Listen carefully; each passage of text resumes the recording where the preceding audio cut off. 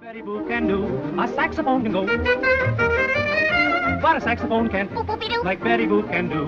This little miss would never miss a chance for vocal tuning. And anytime and anywhere you can hear this lady crooning. An auto horn can go, but an auto horn can't, like Betty Boop can do.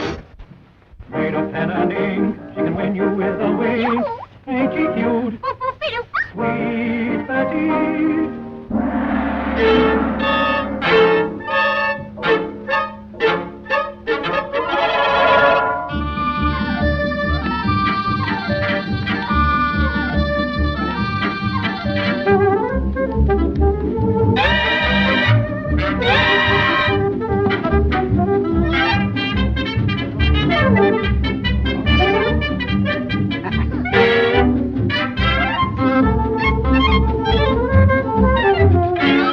Betty Boop!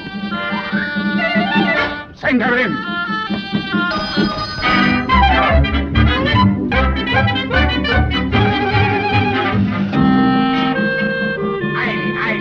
Hi. Lights out. Holy ho! Walk this way. Okay. Be seated. Thank you. Hocus pocus, hibbity bibbity, sibbity sam. Concentrate. I will now bear the naked truth of your baby days.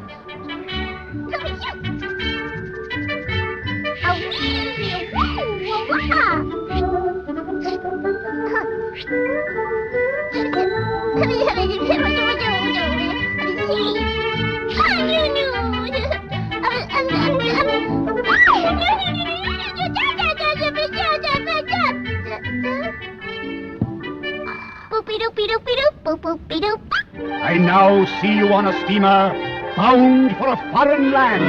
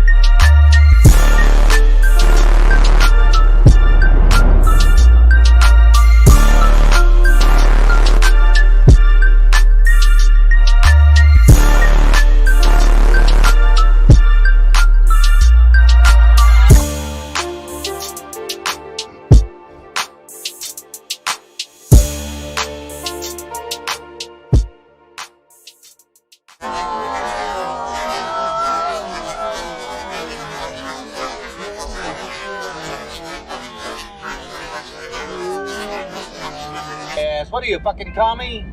Huh? No, I ain't no commie. Oh, you better not be. I don't want no commies in my car. No Christians either. What's up, everybody? It's Friday, Prostate. It's Friday night. You know what that means? It's time for the CREEM Stream, where me and several awesome people get together and hang out and shoot the shit, watch some videos, and try not to. We're trying to get through this together. This is like my little group therapy that I love to have every Friday night. Anyway, enough about me. Let's see who's here tonight, because A is for Atema. Hi, everybody. Hey. B is for BECCA. Hey, guys. C is for She Gone. Hey. D is for Drone Tech. You got there, bud? He's having He can't hear tech us. issues. Roasted. He was on camera, Shelton. Never mind. Hey. S is for Stone Monkey. That's me. And T is for Trippypoop. Hey, everybody. Hey, everybody. What's up? Yep. Yeah, man. Yeah. So we're just Here. gonna sit here and just shoot the shit for right? Like we do on my shows. Yeah, hang out and say hey to the chat first before we do anything, because the chat is the chat, the chattiest chat of the chats. Want to say hey to Boomer? You'd be a good. Usually, all right. So I wrench everybody, but it's like you gotta, just kind of show us, you're cool and shit. All right, and we'll take care of that shit. Man Squatch, Saradamantine, what's up? Grilling Pirate Pete, and Ryan himself. Hey. James Colley, what's up? Johnny Bon Sacco. When I say Johnny Bon, you say Sacco. Johnny Bon. Sacco. Johnny Bon. Sacco. That's right. He's never gonna live that shit down. Lieutenant Vanisher. All right, man. You've been hanging around long enough. I'm gonna go ahead and modify you. Hello? Hey, there he is. And the I D can't is hear anybody. Why is it? D is for Drone Tech. He said, "Oh, we can hear Drone Tech," but he said he can't hear nobody.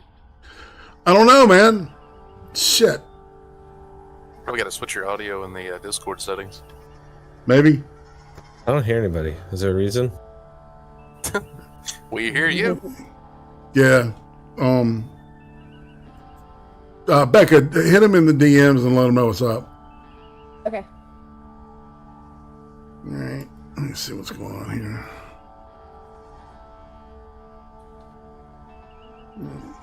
Yeah, we'll get it all figured out. Figured out. That's right. Yeah. Yeah. Finger bang bang. Boom. Bang, bang, bang. Bang bang. Finger bang, bang, you into the night. All right, I just sent him a Just DM. watched that episode too. All right. So speaking of finger bang, you know how why Hella Keller would masturbate only with one hand, Oh, God. so Oh, so she could moan with the other. Oh, nice. Damn it. Have I been muted? There you are, man. Straight to hell for that one. We can hear him. Can he hear us? Can you hear us, Drone Tech? Drone Tech. We can hear you, bud. That's right. Malevolent Rider. What's up, man? Good to see you out there. He popped out. FTW nil. And Messiah's there. Hi, Messiah. Messiah. Hi. What's up, man? Nice. A little rebranding going on there, brother. I like it. Actually, it's a great channel. Yeah, his, Drone, yeah. can you hear us now? Drone Tech. You there, bro? He left and came back. You what? He needs to check his input settings for his sound Mm. and make sure that it's set to the right default. So he needs, the settings for within Discord. Yeah, he's got a Bluetooth set of headphones, so. Yeah, he's got to make Doesn't sure look that like he's the. wearing them though. Oh, he's not? Okay. I didn't know. I thought Well, then he needs to choose the I thought he was speakers. on the settings. But check 2, check 3. Hey Ryan, himself, and the other Ryan. And I want to thank Barry Mapole, who on 3 days ago donated $50 and said, "Old man moving money." I thank you for that. We are moving still. So, it'll be the end of September, but I'll need some money, man. And there's some fucking, the water heater's fucked up, so I got to get a new one of those. Oh, Jesus. Yeah, no, it's, the water here is so hard, man. It's crazy. I mean, it's just ridiculous. And I feel your pain. Oh my it's God. like that here too. Yeah. Ridiculous. Yeah. California's like that too. Yeah. Well, yeah. Messiah, I know Messiah, so you have been modded, sir. There's an old friend of the family here. Yeah. Well, what we can do is that while we're doing that, we can totally titillate the crowd with our flaming tranny from hell. Scary sights to get worn away. Even though he shot me 50 3 days ago, I'm not going to take Barry my poles like money as a. No, the demon is not satisfied. So there you go. I'm saying. Yeah, what can you say? I should have got a job at Amazon. Oh, you think? Oh, no, I know. 3 friends got a job working there, and none of them were making less than $25 an hour now after a year. Wow. Yeah, I'm like, well, man, that makes me feel... It makes my my $3 raise I got last year seem insignificant with all of them getting an $8 raise. I'm like, God damn. Like, shit, maybe I need to switch jobs. Well, man, you can, you're young enough where you can do that and shit. Boom, Atema. Why you donate $30? That thing is very much bad. Make it go away, please. Yes, ma'am. The cleansing fires. Thank you. I don't like that thing. Mainly because I know that it was spotted in a library with children. Yeah, no shit, man. It is creepy. What that? Monkey? Oh, God, I'm stoned. Stone Monkey Stone, film at 11. All right, fam. Well, let's see. All right. Hey, Nathan Rita. Yeah, you're old, fam. All right. All right. So, So this is the 2 minutes I hate. We'll start in alphabetical order, like we always do. Atema, all right? Hold on. Let me get the clock going here. Stopwatch mode. And all right, are you ready? Mm-hmm. 2 minutes, go. So I have found the one not functionally retarded medical professional in the area, from what I can tell. Okay. Yay! All he does is imaging. He's the only one that doesn't seem to be a functional moron. I'm very much looking forward to getting the fuck out of Portland. It's probably not going to be covered today in the news stuff, so the entire riot squad for Portland, DC, or Portland downtown, the riot response squad quit. All of them did. Yeah, I saw that. They quit. So, Portland's gonna burn, dude. Yep. 30% state income tax. That's what we're paying. 30%. Insane. Do you know where most of it's going to go? Gayer riot squad? To cleaning up everything they destroy. Makes I mean, sense. like, literally gay. I mean, like, South Park gay or whatever you want. Yeah. Verbally, yeah. We know what you mean, man. Well, I know that. I don't care if there's anybody out there that doesn't know what I mean. There you go. Yeah. That's right. And Uzi is walking through the door as we speak. Say hi to Uzi. Hi, Uzi, welcome home. Yay, Uzi, That's- welcome home. That's my only thing of hate is that they take 30% income tax, and these people are too retarded to be allowed to have this much of anybody's money. Well, think about that. All right, so the government gets what they get. What about, I don't know, 36%? You know. When it's all said and done, yeah. Yeah, so and 30 goes to the state, so that's 66%. So you get to keep a third of your fucking earned money. A little more than that. A little more than that. Well, and then inflation, of course, that's a tax that you know, people that they don't factor in, right? Oh yeah, no, we don't talk about that kind of shit. Like, we have a family of 5. Do you know how much it costs to go out to eat? Oh, dude, oh jeez, at least. Yeah. It's about $90 for all 5 of us to eat, at least. Most of the time, it's a little over 100. Jeez. Right, all right, stop. All right. So that's it. Reset. All right. Thank you. All right. Let's see. B is for Becca. 2 minutes going now. So I'm dealing with the dealership because I'm looking to get rid of my Tahoe and get a truck. So the sales guy, I let him know up front, hey, I'm doing this through power of attorney. I've done all my vehicles through power of attorney. I purchased my house on a power of attorney, and he reassured me it was okay. So a couple of days have gone past. I'm still waiting for the power of attorney, and I told him, if someone else is interested in that truck, sell it. Don't hold it for me or nothing. Don't make your commission. Calls me yesterday, and he tries to give me some bullshit line that Texas has made it illegal for dealerships to sell vehicles to anyone using a power of attorney. Are you fucking serious? No. So I deal in power of attorneys at the law firm all the time for multiple different reasons.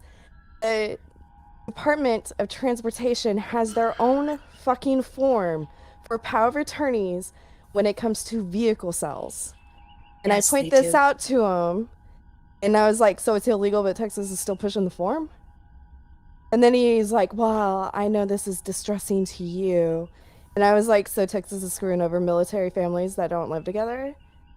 He's like, I know it feels that way. Like, giving me this bullshit. Instead of just telling me outright, he had a dude in his office. I wanted to purchase the truck.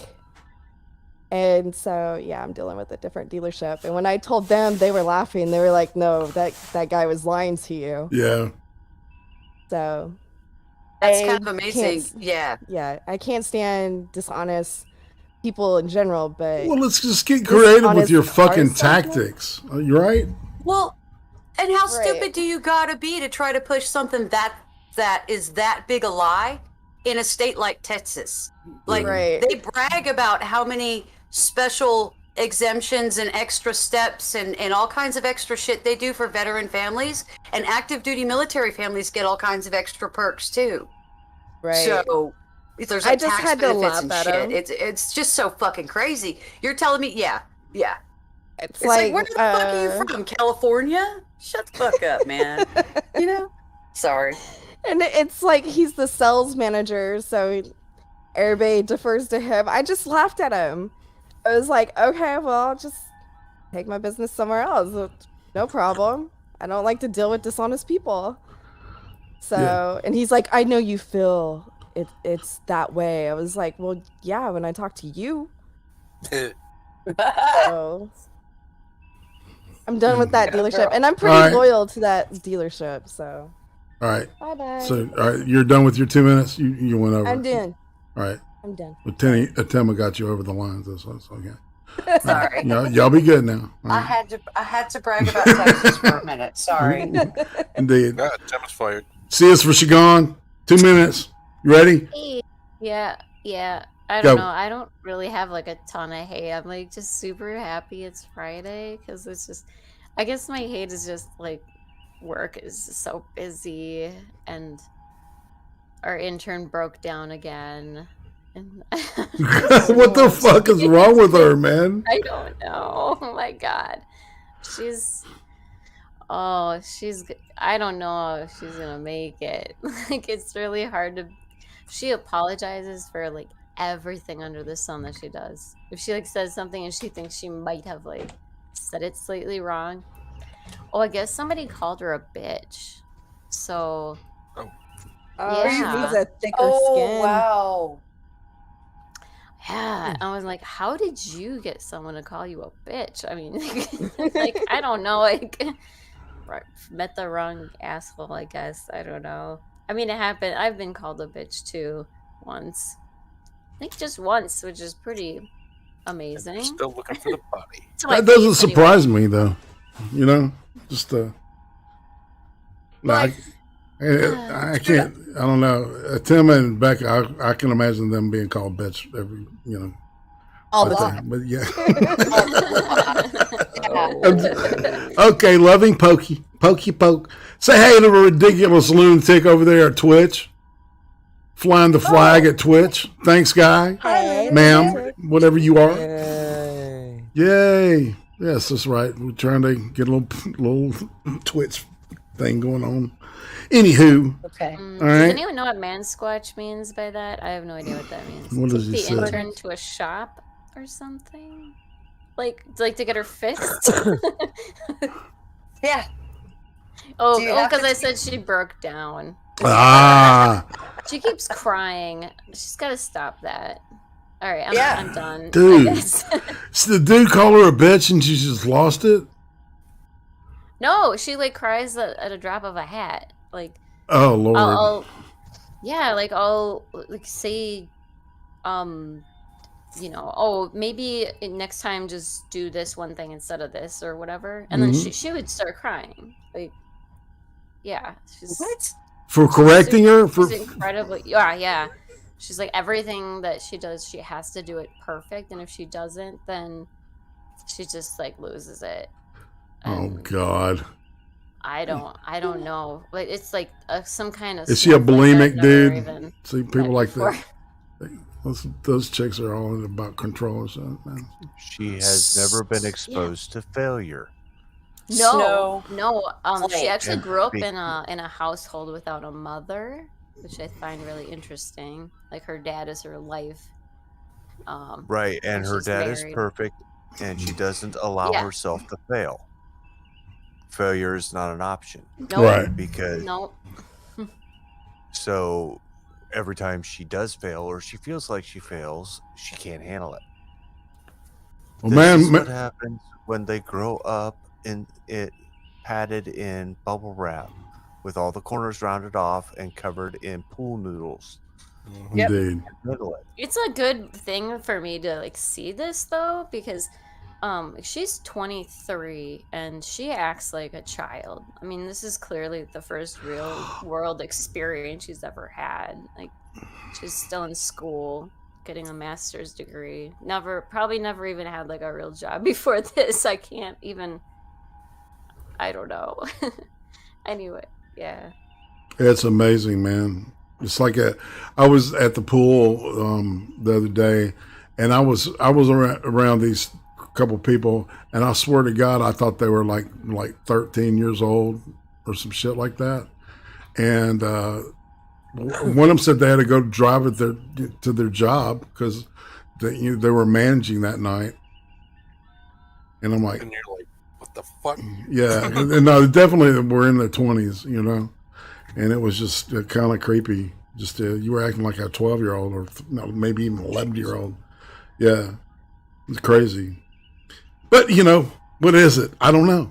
Let's call it something else. I don't care. Yeah, if something. I told you guys how she threw her shoes out that one time, right? I think I told you that. Yeah, I'll let you know if something like that happens again. Perhaps in order to be like a field inspector, you have to pass a psych exam. Right? That's crazy, right? All right. Like, well, I was going to say. Just throwing it out there. That would kind of filter out a lot of the really crazy leftists that are going to be a problem in every office. Oh, dude. She definitely is. I think she's like a super hypochondriac as well. She's the first wave of Obama babies. Yep. Yeah. Yeah. Because if they were 20 now, it's like they were, 6 years old, maybe 5 when he took office. Yeah, they're the first generation to be completely Common Core. God, that makes me feel old. Yeah, I know, man. It's on the agenda. Getting old is a thing. Hey, MC, what's up, man? Groovy, Dumbbeard. You're all right, man. Even though I've never met you, I know your beard is all right, and that makes you all right. Right? All right, Roasted. All right, you got 2 minutes, brother, because I'm gonna give them to you. I got 2 minutes. Let's go. Ladies and gentlemen, it's a really simple concept. If you're not smart enough to actually formulate policy on your own, don't tweet about your policy. And don't tweet about how your policy is so successful. The only appropriations bill that has been passed since Biden took office was the stimulus bill, the third stimulus bill, a bill that was held up because of the election. It was actually proposed under the previous president. There is no economic policy out there in the United States today that was proposed by Biden. If it's working, it's not Biden. Right. Not yet. He has to pass his own shit. And then we can find out whether or not his economic policy works. And God in heaven, why is he claiming victory? And why is his Twitter team claiming victory? And why, for the love of God, if Jen Psaki has 10 brain cells in her head, why is she allowing his Twitter team to tweet anything? And that should work for my 2 minutes. Yeah, you know, it's funny. It reminds me of a situation when, like, Les Miles took over the LSU coaching job from Nick Saban, and Nick had pretty much, you know, loaded because he got hired by Miami, and so the Mad Hatter, known as Les Miles, goes there, and he has wins the national championship the first year he's there, right? Because he's playing with with the same offense and the same defense and the same players that Saban had recruited. That's true, but he's going to start getting less miles out of them. Nice. Yeah, there was that scene where he ate the grass. Did anybody watch football? Know what I'm talking about? Yeah. And then it became a thing. He would like eat a piece of grass off the field because that's his thing, man. I'm like, yeah, okay. You know? All right. Yeah, and there are canine mascots walking around on that grass. He's probably eating a good mouthful of dog piss every single day. Oh man, that's awesome. Yeah, he's not there anymore, man. He's long gone. I think he's a commentary now. He still sucks. Stone Monkey. Yeah. You got 2 minutes, my man? 2 minutes. Oh fuck. You ready? You know it is June, right? So it's Pride Month. Okay. Why is it that straight people think they need to take over Pride Month? It's for the gays only. Okay? Nice. They should just accept that. They should just accept that because you know what? They're accepted just how they are. Gay people supposedly, according to what I've been told today all over Twitter, are not. Especially gays and trans. They just aren't accepted at all. Like they have no rights. They're worse. They get treated worse than slaves, supposedly. And God damn it, if I'm not okay with that, I am not okay with that. Because you know what? I'm a super straight, and I'm not allowed to celebrate either. Right? Like, what the fuck is that? I'm sure some of those people have not proven that they have taken a penis. You know? Some of the ones that are celebrating, they ain't really gay. They're TV gay, you know? Like they got Billy Porter. Yeah, you know? It just pisses me off. MC reminds us that it is Juneteenth, I think. Nope, not here. Yeah, it'll be at midnight. That's right. We're going to usher Juneteenth in. How many properly. crimes are gonna happen? You know, to be honest with you, all right, this is my take on Juneteenth. All right. Well, shit. Are you done, Monkey? I'm sorry. And one last thing. Yeah. They put a George Floyd statue up, and they did not give him a goddamn needle full of fentanyl. Ooh. What the fuck is that? Or a pistol held Yeah, to we a pregnant can't lady's remember stomach. the man Like creativity. as they want him to be. We need to remember the man as he was. My man was a goddamn drug addict, and that is all right because you know what? He's a year sober now. Thank God. Thank you. It was hard, but he's starting to succeed now. He did it one day at a time. One day at a time. All it took was one day, yeah. Indeed. We weren't supposed to make those jokes, are we? Did I just do a bad again? Yeah, really. Oh, yeah. What I was going to say about Juneteenth is that it makes more sense to celebrate Juneteenth, to be honest, than MLK Day, because I think that it's more significant. I mean, MLK was important to the civil rights movement, but it was more significant that the Juneteenth, the official freeing of the slaves, by President Abraham Lincoln was it's important, I think, and should be celebrated. So I think you devalue the holiday by calling it Juneteenth. Well, now, see, I grew up learning. I learned about this as Juneteenth, right? I learned it as Emancipation Day. Yeah. I learned it as Emancipation Day. Yeah, it is Juneteenth. Yeah, in school and Texas history and stuff. Mm-hmm. Oh, see, and maybe it was just West Coast, but to me, it sounds like a very childish term. It's slave talk, you know. Okay. I think it's because I don't have any context for the word because it wasn't part of my education. Right. So to me, it just sounds infantilized. It does. No, you're not wrong. No, So. Yeah. So I think we need a good word to express all of that in a way that everybody will understand once they have, like, universally, since apparently they aren't really teaching that anywhere but the South. Yeah. Call it fuck off day. To hear politicians talk about a Texas holiday and not know the history of it, it's pretty fucking hilarious to me because I love when politicians sound like dumbasses.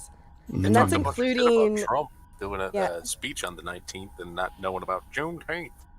Yeah. He knew about it too. But when they asked him, he was like, "Isn't that a Texas holiday celebrating slaves?" And like last year, Biden didn't even know that was a thing, and he was Right. asked about it. So Yeah. I just find it What funny a that difference a year makes, right? right. It just made a Texas day in history a fucking federal holiday. What a bunch of dumbasses. And everybody that is just as ignorant as the politicians on Twitter talking about it was like, you guys do realize that Galveston's a fucking island. And it was 1865. You think that nice big pretty causeway we have to get to the island was there in 1865? No, Pony Express had to fucking find a way to get to the island, you dumb fucks. They had ferries and shit, but holy shit, these people don't know. Yeah. They really 1866, Mim Squash, you're correct. Yeah. Well, yeah, and steam was like the like the major source of power for everything. It was steam engines and shit back at that point. Yep. Yeah, man. I just think it's funny. All these people are. How do you ride a horse through water, man? See? No shit. It's like drown the pony. So you're there. saying Galveston is part of Atlantis? Oh my gosh, No, I'm kidding. It just cracks me up because it's like the people. It's goofy, isn't it? We didn't have the internet back then. Trippy got 2 minutes. Let's do Mr. Trippy. I'm just pissed off about my air conditioning. So Yeah. Tell him what happened. my air conditioning fucking broke. It's central air in my apartment building, so it's like they gotta fix it. I can't really do shit about it. So I just got to sit here in the heat. Be all nice and hot, have fans going, fucking can't hear shit. All that bad shit, all that good shit, I don't really know. Oh, and in my opinion, Juneteenth is just another reason that people want to have another holiday where they can get fucking drunk. Man. They did a segment on it on my local news, and they were like, well, Juneteenth is actually the day that the last slaves in Texas were finally freed. And it's like, wait a minute. You guys don't know what this is about, do you? The only reason anybody brought that shit up was to try to talk shit about Trump. Hey, everybody say hey to Alamo Gulf Citizen. Alamo. Speaking of Alamos, man, you know what they're trying to do to the Alamo right now and the history behind it. They're trying to convert it into a fucking civil rights museum. All right. Yeah, yeah, and they're rewriting the story. We need 4 million of them. Apparently, all the white people there ran because they ran out of. Yeah, that's the new story now. What? Yeah, it's posted here. Yeah, in the thing. Wow. Yeah. It's all Ozzy Osbourne's fault for being on it. Well, no, man, it's like this Finnish Glacier International company doing it, putting the funding the money behind it. It's like weird. Okay, so totally not Soros then, right? Totally not. Totally not Soros. It couldn't be. Tyro Moonhopper says, "What? I will shoot those motherfuckers." Tyro. He's a Texan too. That's right, man. There's a bunch of Texans here. Yeah, no shit, man. Yeah, there are. It's a good thing. It's a good thing. I'd rather have an audience full of Texans. You know why? Because they'll laugh at my jokes because they get them, right? So we do. All right, we're moving to the TV room, y'all. Yeah, it's Remember the Alamo, not Revise the Alamo. What? God. Yeah. Whoa. Yeah, there's. I'll show you where it's posted. When we're done. But yeah, it's interesting reading to say the least. I'm sorry, I wasn't trying to laugh so loud. I'm so sorry. I'm just watching all these people go, I will get violent. I was born in Texas. You can't do that. No, don't fuck with Texas. You can't mess with Texas, man. Mess with the bull, you get the horns, right? Did y'all see that Josh Prey put out a video talking about 5 things Southerners want to tell Northerners? And then right after that, he had to put in one talking about how Texas is part of the South, but they're only part of the South because they're so fucking crazy and scary. Everybody's afraid to say that you don't really act like the rest of us, but we love you anyway. Exactly. That's the truth, man. It's big, too. Big and mean. True. Big and mean and reckless. And funny as hell. We are. You know? All right, we're going to start. Everybody hooked up to the visuals. We got the one and only Brian Stelter. Brian Stelter. Yes. Becca's favorite. If you love Becca, my Bri. she loves Brian. She's awesome. He's only 35, Becca. That's right. I know, I'm older than him. Damn it. Yeah, it was like, what the fuck? He's 35 I years still old. don't believe it. His testicles still haven't dropped, and he's 35 years old. He supposedly has children. I don't believe they're his. I'm just going to say it right now. He's just too much androgen in his system. If anything, he's a cuck. You think? He probably watches his wife, if he has a wife. That's right. Yeah. All right, Tyro, but are you a Texas A&M or are you a UT fan? The only one of them's got the balls to be in the SEC. Just saying. Well, gig 'em. Yeah. Oh, yeah. And then that. Am I supposed to say that out loud or no? Will I get in trouble again? No, I'm just kidding. The horn frogs. That's right. I know who you're talking about. All right, so let's go with Brian, y'all, and we'll stop in the middle. I might skip through some shit. because I've got 2 reels of some good stuff. And some of it's repetitive. And anywho, there's a long excuse I had, but I don't need to tell y'all. But, Drone Tech was hanging with us, and he was having problems with his connection and stuff. So and it seems like he dropped out. So we may see him come back, we may not. But yeah, he was here earlier, man. We were hanging out and shooting the shit about H.P. Lovecraft again. All right, here we go. Donald Trump's newsworthiness is still being debated in a big way. So let me tell you why I think he warrants 5, maybe 6 minutes out of this hour. Okay, just 1/10 of the hour. Trumpism is more newsworthy than Trump himself. And so that's why I thought the biggest news out of his speech last night was the silence. The silence. Trump was speaking to the North Carolina GOP convention. It was his first televised speech since CPAC back in February. And it was mostly what we'd expect, right? A lot of lying about the election, a bunch of vague 2024 promises, a lot of loud cheering when he vowed to ban critical race theory. Never mind the fact that it's impossible to ban an academic concept. You can't ban an idea. But I digress. I want you to listen to how loud the cheering got when he said that. Ban critical race theory in our schools, and we should ban it in workplaces, we should ban it in our states, and we should ban it in the federal government, and it should be done immediately. Okay, did you hear that loud cheering? That was one of Trump's biggest applause lines of the night. The audience loved it. So it tells us something about the state of the GOP, and that's why Trumpism matters. That's why the story matters. That's why the speech matters. I wanted you to hear how loud the crowd could be, because it makes the silence even more striking. And that's, again, the silence was my biggest takeaway from the speech. When Trump brought up COVID-19 vaccines, you could hear crickets in the room. When he took credit for investing in vaccines and pushing the FDA and saving lives, you could hear the vaccine hesitancy. You could hear the vaccine resistance in the room. It was like Trump had broken some unspoken rule. Not to. We don't need to see this or anything. It's a real problem, the silence. So let me show it to you. You hear this clip. This is about 2 minutes into his vaccine talk. And it's getting so awkward at this point that I feel like you can hear Trump pivot. He starts to compliment the crowd to try to get some applause, some cheering, some emotion. We've saved a lot of lives. We've saved all over the world. We've saved millions and millions of lives, and I'm very proud of it. And nobody can ever take it away from us, because that's something that's very, very special. And the people in this room are very, very special. The Biden administration, you know. See, did you hear it? There was a smattering of applause because he started to compliment the crowd. Life-saving vaccines are allowing us to get back to normal life. If that's not worth cheering, I don't know what is. But that is the divide in America today.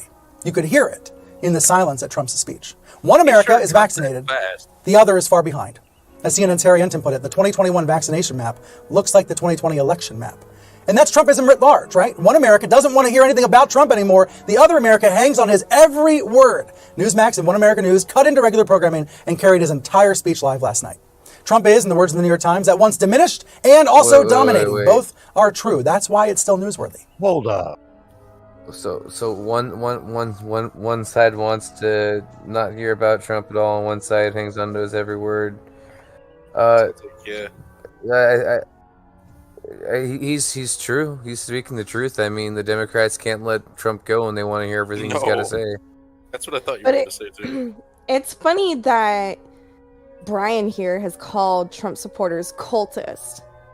Meanwhile, he's pointing out that Trump is talking before his cult members, and none of them celebrated the vaccine issue. Yeah, but you notice how quick that was cut? Like, right as people started clapping, all of a sudden it was a different... Well, he wasn't received very well for the vaccine stuff, because there's a lot of us that don't agree with Trump on what he did, me being one of them. It's almost as if we're not cult members and we can listen to this guy speak and disagree with him. Decide for yourselves. Well, ourselves. I voted for Trump. Oh, it's funny. He speaking in front of his supposed cult members, and they don't agree with him on his talking points of vaccines. Then Brian points out that another network cut out normal programming just to focus on Trump. It conflicted for me.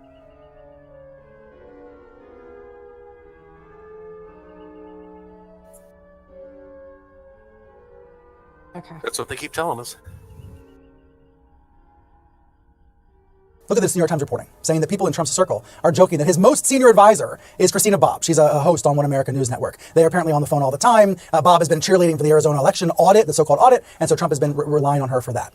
So there's one America that's never heard of Christina Bobb and probably never will, right? She's on an obscure channel. She's an obscure host on a channel that's so low rated, doesn't even have Nielsen ratings, okay? But then in this other America, Trump is hanging on her every word. And she's hanging on Trump's every word.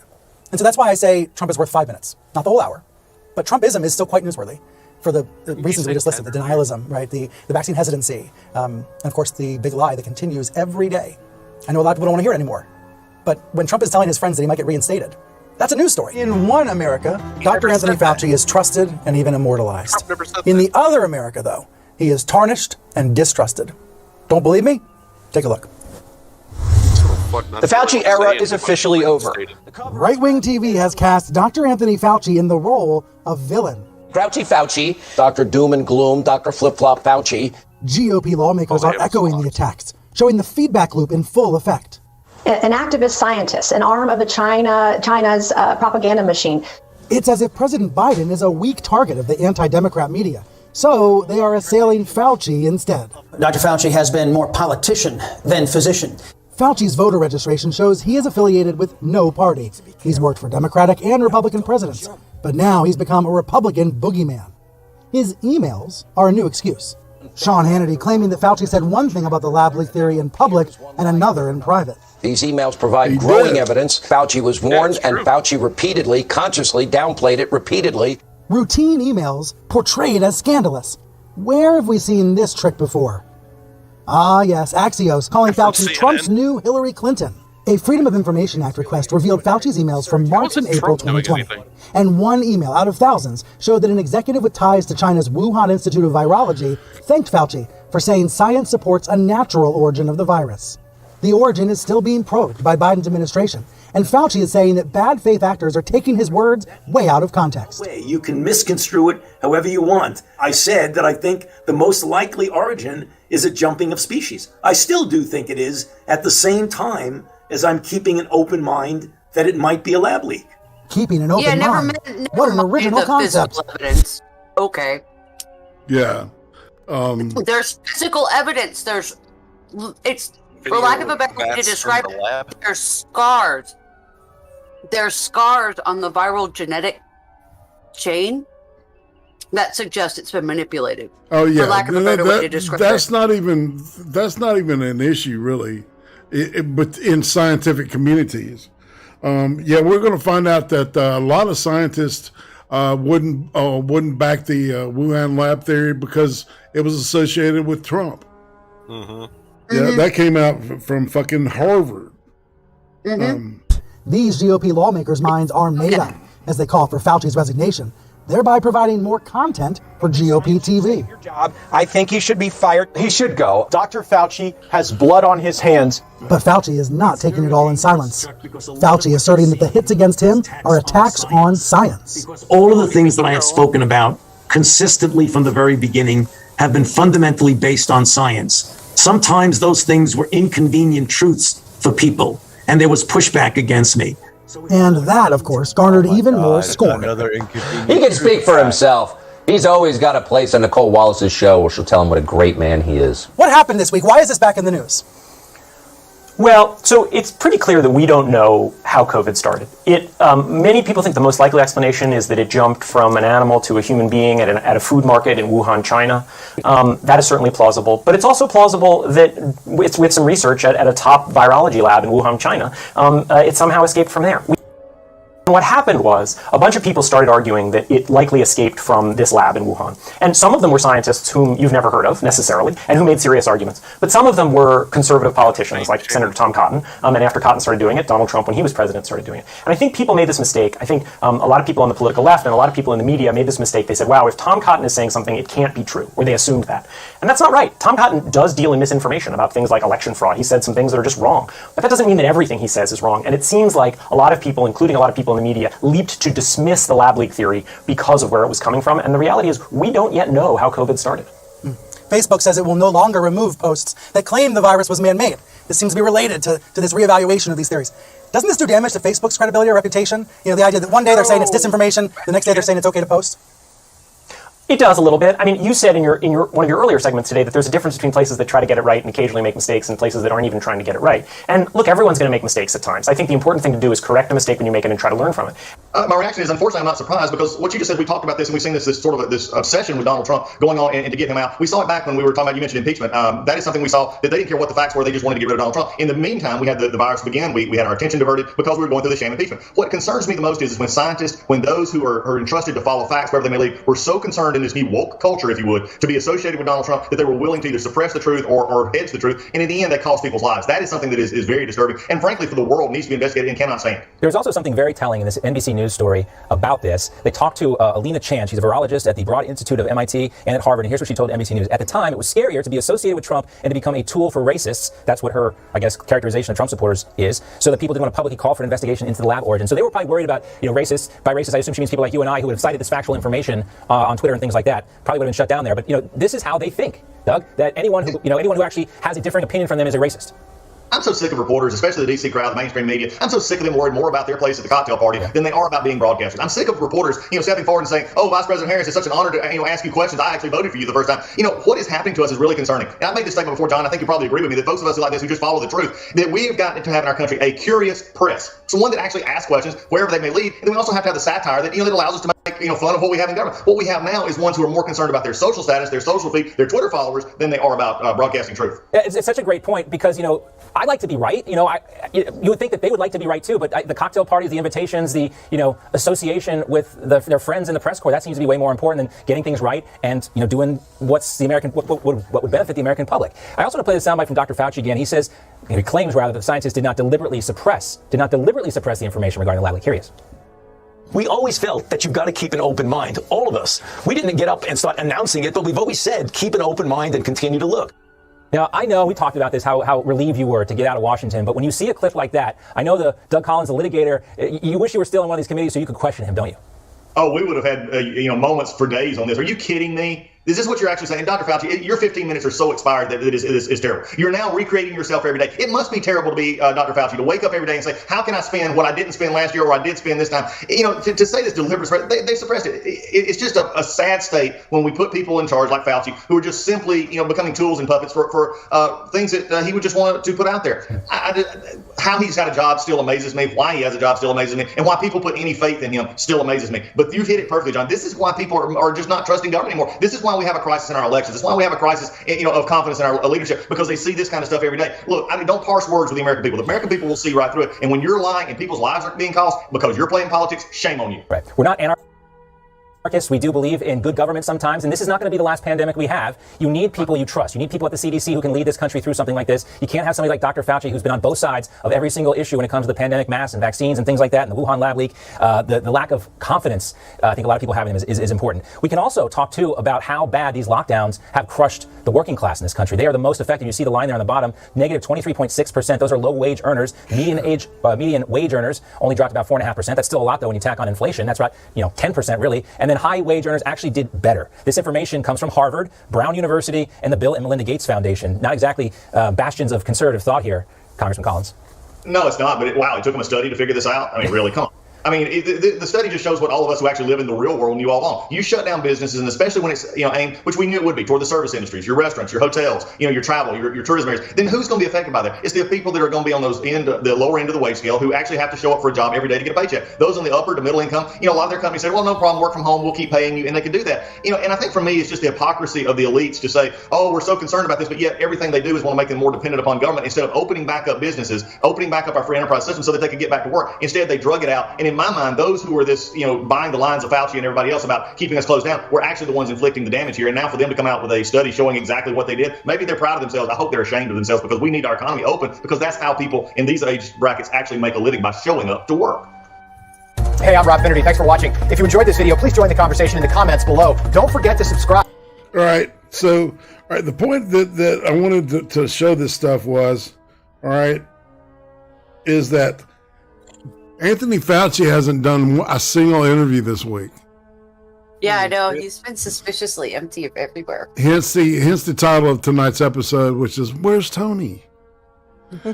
Right? If there wasn't such a fucking problem, he'd still be doing, everything, Rachel Maddow and shit. Like he's been doing for the last year and a half. Right? Yep, my governor would have his hump pillow still. Yeah, no shit, man. She's probably, so I don't know. I wouldn't want to smell that thing, no. It's probably. I think Oregon may be the last state in the union to lift their mask mandate. Oh, damn. I'm not surprised at that at all, man. And they're Jesus, still okay. they're horrible. Here's something crazy, and I'm not going to complain because it's good for us. But they're paying people that live in Oregon to stay home. They're paying them like they've been paying them more to stay home, right? Mm-hmm. They've been giving them the extra money, right? Mm-hmm. Yeah. It's gotten so bad that they're shipping in Southerners to build all their shit right now. Half of my husband's crew is Texas. That's funny. Half, and some are from like Alabama, and others are from Utah. They're having to bring in people from the Midwest and the South to come do the jobs. Yeah. Because nobody out here wants to do it. It's crazy. Yep. All right, we're gonna roll with all right. Yeah, have you ever seen a dude suck a woman's dick? Here it is. Almost 2 more years. You said the Biden White House wants the platforms to crack down on disinformation. But what does it actually mean in practice? What do you envision that looking like? Look, there are a range of ways to do that, Brian, including, these platforms, how they attract users, how they're tracking the information that is going out there to the public.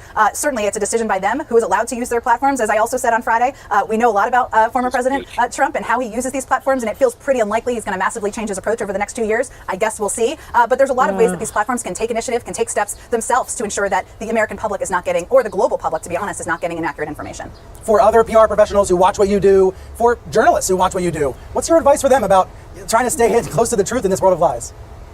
Well, I think what I try to do is stay grounded to the facts, and what I mean by that, the details, and what we can help provide publicly to clarify context, to make it more understandable to the press, to the public. And sometimes it's not more complicated than that. Really talking to policy experts and gaining an understanding myself, so that I can communicate in a way that my mother, my mother-in-law, other people who are not involved in politics like you and I are every day would understand what we're trying to do. I keep grounded in that, but try to go deep in the details so I can kind of pull out and make it accessible. Well, that's the common thread. I know this is often adversarial, but it also has to be functional. Is the relationship between the White House and the press corps now at least functional in ways it wasn't in the Trump years? I think so. Look, I think I go into the briefing room every day, and I think the reporters do the same thing. They're going to ask tough questions. They're going to push me where they want more information. They want me to give more information. That's their job. My job is to provide as much information as I can, the president's point of view, what our policies are to the American public. Sometimes I can't provide every single detail as what's happening privately because it's a private negotiation or a private discussion, or there's a national security issue at play. That's a push and pull. But that's a healthy push and pull, part of our democracy, and something, frankly, returning the briefing is something that sends a message to the world that we're not afraid to engage. We're not afraid. We believe in the free press, and it's part of the message that we're going to now project, even as we go on our first overseas trip next week. You recently told David Axelrod that you envisioned being in this job for about a year, and that's partly because, it's a grind, and you're going to hand it off to the next person. Is that still what you're thinking timing-wise? So does that mean next January is when you envision handing it off? We'll see, Brian. I mean, I always serve, like any of us, at the pleasure of the president. He asked me to serve in this job. Hopefully he doesn't fire me tomorrow, but, it's always who he wants to serve in this job. I'm not walking out the door at day 365. I think what I was conveying to my old friend David Axelrod is that, there's an opportunity. One of the roles I love to play in this job is an opportunity to lift young talent and new faces up and give other people an opportunity to be the front face and shine. I also have 2 little kids who are in preschool, but this is a job of a lifetime, a huge honor to serve this president in this time. And, I'm not running out the door at a specific mark, but I do want to give others an opportunity, and I do have my kids in mind and spending time with them. Yes. I appreciate thinking like you're in a relay race. You have the torch, you're going to hand it off to the next person. We're all bigger than our own individual roles. So I get that. I wonder if also you think about the history-making aspect of this job right now, the historic time that we are in the midst of a pandemic. You started in that briefing room with social distancing. Now it's at 50% capacity. When will the briefing room return to what we would call normal, 100% capacity? Hopefully very, very soon. We are working to implement our own process here with bringing staff back to work full-time in the EOB and in the West Wing, certainly opening up the briefing room to 100% capacity. We're working with our COVID team on that, but very soon is certainly my hope. Do you feel like there's going to be other moments like that where you'll feel like you're working under more normal conditions and not in the midst of a crisis? I hope so, but I will say, having served in a White House before, you're always in the midst of some version of a crisis. That's sort of what we do here. That's what the president knows he was elected to do, and those of us who have served before know that in any White House, you're dealing with a number of competing challenges and crises on any given day. That's what we do, and that's what we know we're walking into when we took these jobs. So it's just part of it. I saw Andy Leibovitz was spotted at the White House taking your photo for a portrait for a magazine feature. Has it all gone to your head a little bit? Is there ever a moment where you feel like it has? I certainly hope not. My mother, my husband, my children, and my friends from my college life would certainly smack me back down if that did. Look, at the end of the day, I'm hugely honored to be here, and I know being the White House press secretary means you're front and center in an administration. It's not about me. It's about this administration, about repairing a lot of the challenges that were built up over the last 4 years. And when I go home from work, Brian, and you'll get this too, I get on the floor with my kids and play trains or princess or whatever it may be, and that's who we all are when we're not on camera. Well, so about that, this is what I really wanted to ask you. You mentioned your kids. You have a daughter going into kindergarten. I have a daughter going into pre-K. And I think to myself, what kind of country is this going to be when they are our age? Do you fear that? Given the craziness we're seeing from the GOP, do you fear that for our kids, your kids in mind? I think a lot about a lot of the big issues that we're making decisions on now. I guess I don't think about it through a political prism. Maybe that's funny given I'm in Democratic politics, but I think about it on what we're going to do on the climate crisis and how we're addressing that, on whether we're going to have what kind of jobs and industries we're investing in now and what that means for my kids. I also think about it as it relates to things like LGBTQ rights and what kind of message we're sending to the next generation about who they can grow up to be, and they should grow up to be whoever they want to be and whoever they're meant to be. And that's something that I hope we can keep projecting from here. So that's how I think about it, not less from the political lens. But when I hear the former president's talking about trying to get reinstated, thinking he's going to be back in the White House, I think to myself, what kind of country are we creating? About that. I think about it that that's a circus over here, and we are in a different circus here, and we are working toward addressing the crises the American people are facing, and that's what we're going to keep our eyes focused on with blinders. So you're saying you have a reality-based circus at the White House? That's right. I don't know if there's reality-based circuses, but yes, exactly. We keep our blinders on what our job is here every day. Jen, thank you very much for being here. Thank you. Great to talk to you. Jen, thanks for coming on Reliable That fucking Sources. thing that he keeps saying about the president saying he might get reinstated, that was not the president. I mean, that wasn't Trump that said that. Oh, a chick made a tweet about it, and there's not any proof that Trump ever fucking said that. No, she just said it. She just tweeted it, and everybody's like, "Oh, it's true," but there's no way to verify it. Trump's like, "I didn't say that. Nobody's ever even insinuated that. I don't even get it." You can watch all of his current speeches, and he's never once said, "I might get reinstated at this time or any other fucking time." It's a bunch of bullshit, but yet, if you keep saying it, eventually it becomes true, right? Right. Keep lying. All right, Joe Rogan. This is just a little piece off. Yeah, they're like, hey, please deplatform the people who I don't like because they're saying things that are conspiracy theories. And by the way, they use that anything. They use it so loosely. Brian Stelter talking to the press secretary saying, "What are we doing wrong? What are we doing wrong?" Like, hey, you're supposed to be a journalist, and they wonder why they get no views. But it's not even that. It's like they're obviously being told a certain amount of what to do. And I mean, maybe it'd be an interesting guy if he had his own podcast, if he could just rely on his own personality and be himself.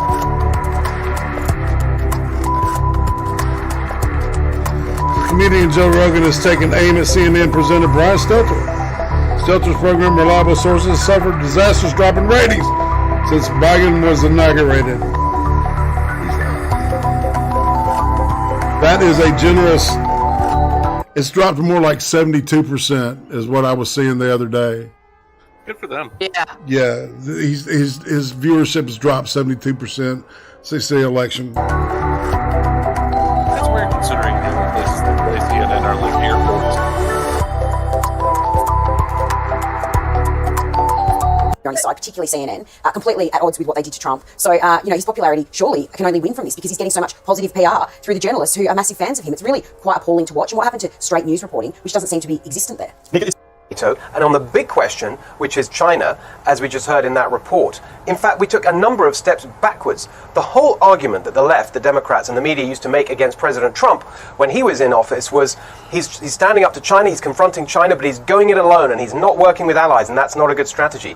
Biden said he'd be different. He would work with our allies in order to bring them together to confront China. Exactly the opposite happened. The statements on China were weaker than we've seen before. And so in that central goal of confronting the central strategic question facing America and the world, Biden totally failed to mobilize allies against China. And that is a long-term disaster for America and the world.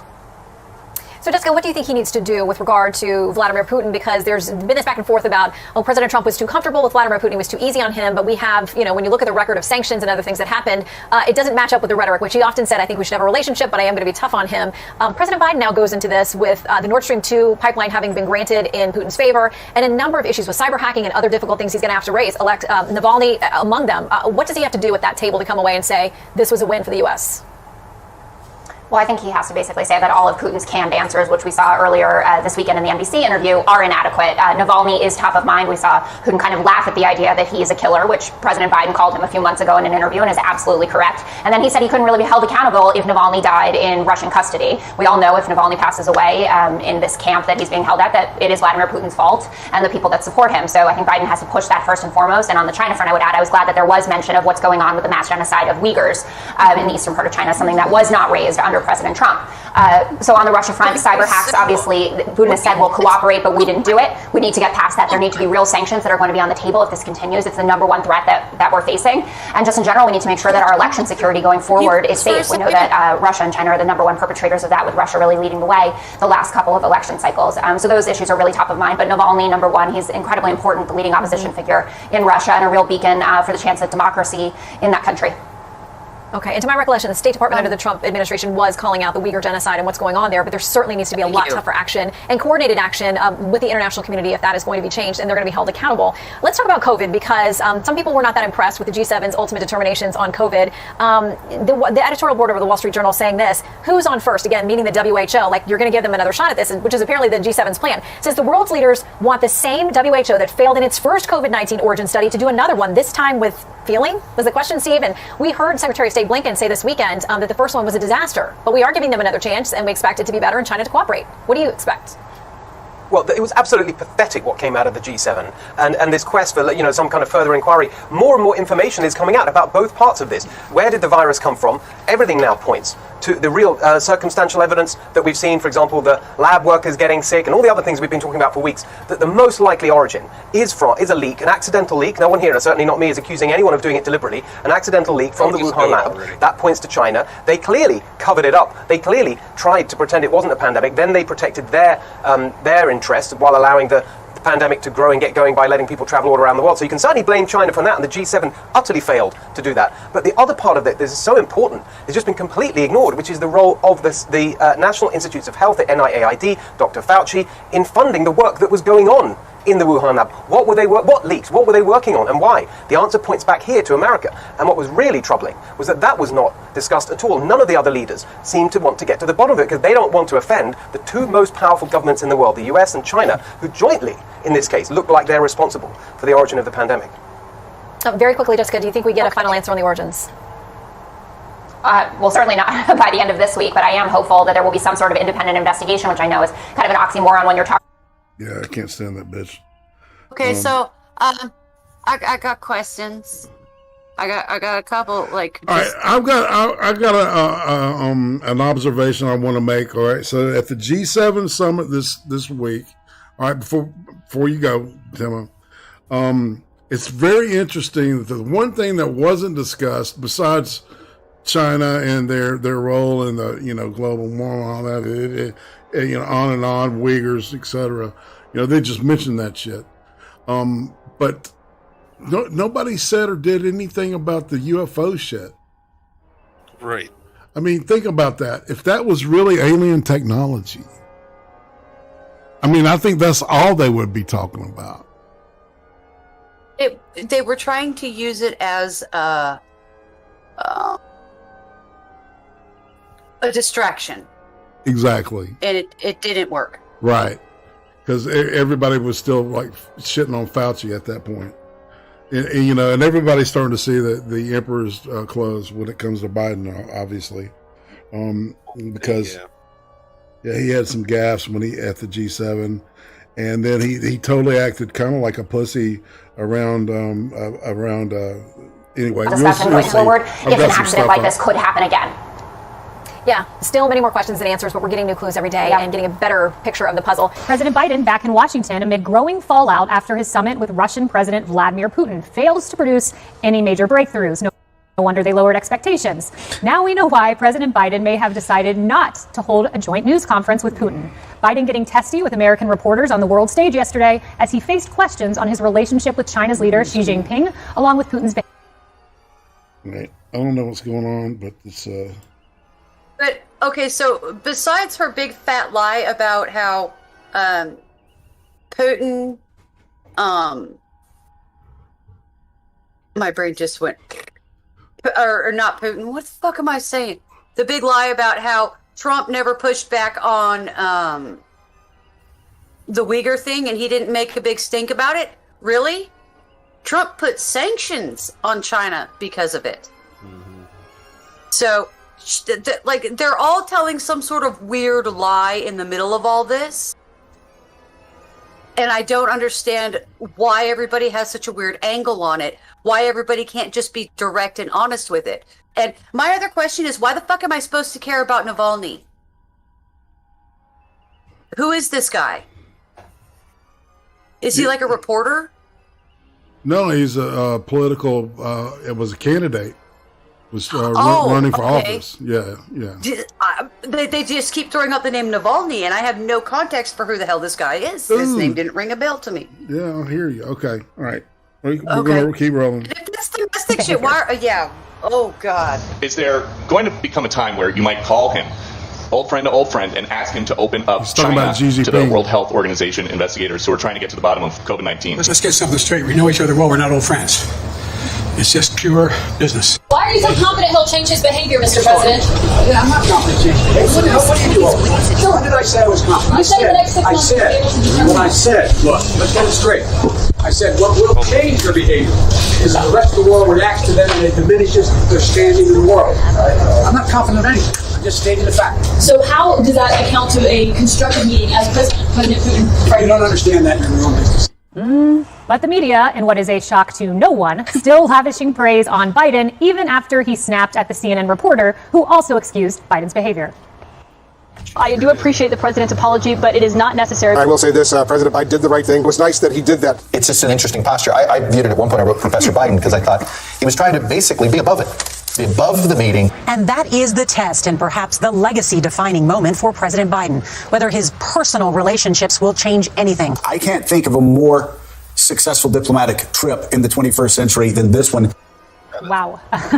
Buck, we will get to the media in a moment, but starting with you, one of my key takeaways from all of this was the fact that President Biden was harder on Republicans, calling us phony and fractured while on foreign soil, harder on Republicans than he was on our adversary, Vladimir Putin. And we got a little sneak peek, our producers confirmed this, at Biden's note card after his G7 meeting during his press conference. Let's put it on the screen. Here's what his note card said.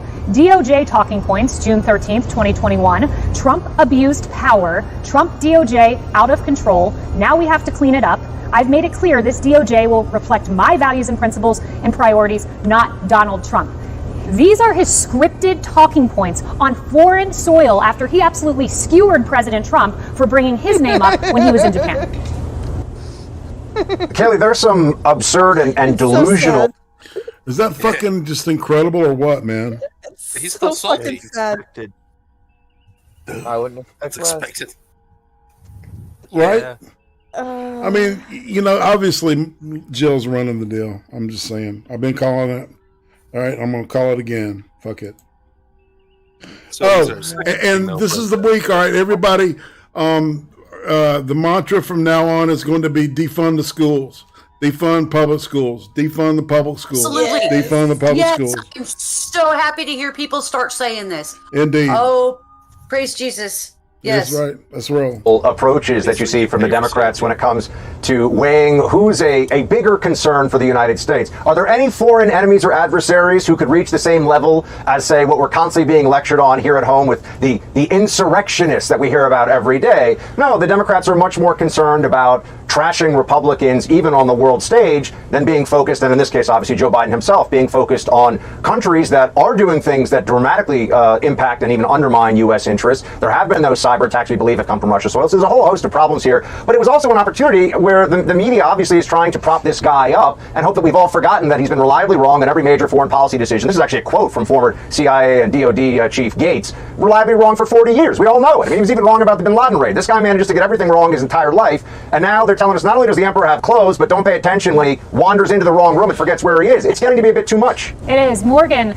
the press shop came out ahead of this summit and said, don't expect deliverables. I'm paraphrasing there. But meanwhile, Biden was able to deliver a pair of aviators, a pipeline, and much more. A list of infrastructure Putin's not allowed to attack, which makes you think, you know, what is he allowed to attack? It should be, don't attack any of our infrastructure. Yeah, so good points, Kaylee. I like the aviators, by the way, but I see two different things going on here. One, from a staffing perspective, they have got to stop coddling the president. It reminds me, remember when Hillary Clinton was first running for office? I can't remember if it was 2008 or 16, and her staff tried to create that rope line to keep journalists away from her, and all the journalists freaked out, as they should have. It's the same sort of behavior, and it's sort of like his staff is screaming, there's nothing to see here, there's nothing to see here. And the more you say that, the more people look, right? And so they need to stop coddling him. He's the leader of the free world, and if there's something that they're trying to protect him from, then the American people need to know about that. So that's one on a staff side. On the second side, this was not a summit. I don't know why they called it a summit. These were strategic stability talks that happen all the time between world leaders. We have these constantly between the president, between President Trump, Mike Pompeo, and his counterparts. Not every diplomatic meeting is meant to have some huge breakthrough and some huge outcome. I think both sides agreed to return ambassadors, which is low-hanging fruit. Both sides were feeling each other out, right? I think Putin was trying to look at President Biden and all of the people who they worked with under the Obama-Biden administration that let him invade Crimea with no consequences and go, all right, this same group let me invade Crimea. Is it all going to be the same, or is this just still big words, big talk, no action? Yeah, that's a great question. So, Kaylee, what was the answer that they got, do you think? Yeah, that's a great question. Yeah, I mean, that's Morgan, you bring up the point, really, for the day, and that is, what did they see when they looked at our people? Right, and I think they saw weakness, in my view, versus when you look at President Trump, when he wouldn't greenlight the Nord Stream 2 pipeline, he put onerous sanctions, expelled Russian diplomats, energy independence. There's so many things he did. But meanwhile, our adversaries watch President Biden, and I have a soundbite here. This is what they see when President Biden does his press conference. I'll take your questions, and as usual, folks, they gave me a list of the people I'm going to call on. Harris? So we have a couple of lists going on here. So there's a list that Putin got of stuff you can't hit. And then there's a list that we get of the people who are allowed to ask questions. So does he get the list of the questions that they're going to ask too? I mean, apparently he didn't with Caitlin Collins. I mean, I don't know how much of this that we as the American people want to put up with, or as the press corps. I mean, Caitlin Collins was classy, and she said, oh, no need to apologize. But actually, there is a need to apologize for having gone second. Let the first guy from Russia go longer than you do, and then get snappy with the reporters, and the other guy kills people. Right. Like, he comes off looking better and more together than the person who is there to answer the American reporters' questions. Look, I'm not comparing Biden to Putin. No one in their sane mind would ever do that. We know the difference between a killer and the guy who faux pas, but he cussed at her.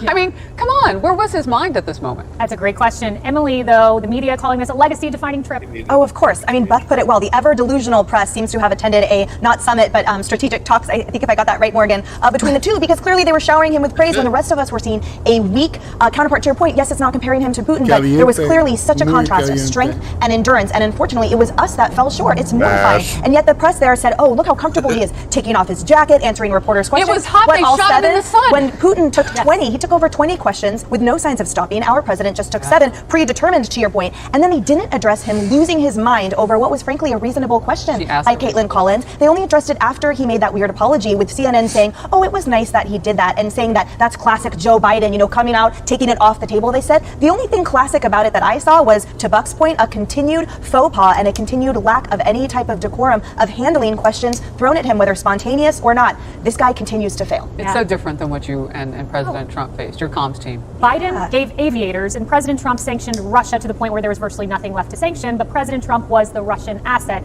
in the eyes of the media. Wow. Yeah.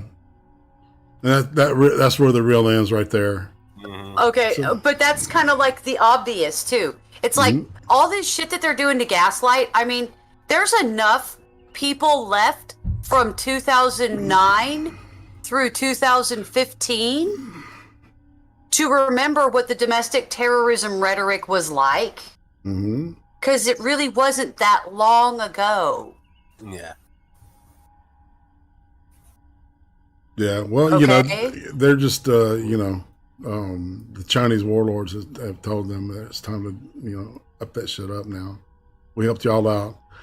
You know, I've got completely black-pilled on that shit, so I'm going to shut up because, anyway. If I say what I'm thinking, I will probably get yeeted. All right, that's the point. That's where I am. I don't know about y'all. All right, so I got another reel.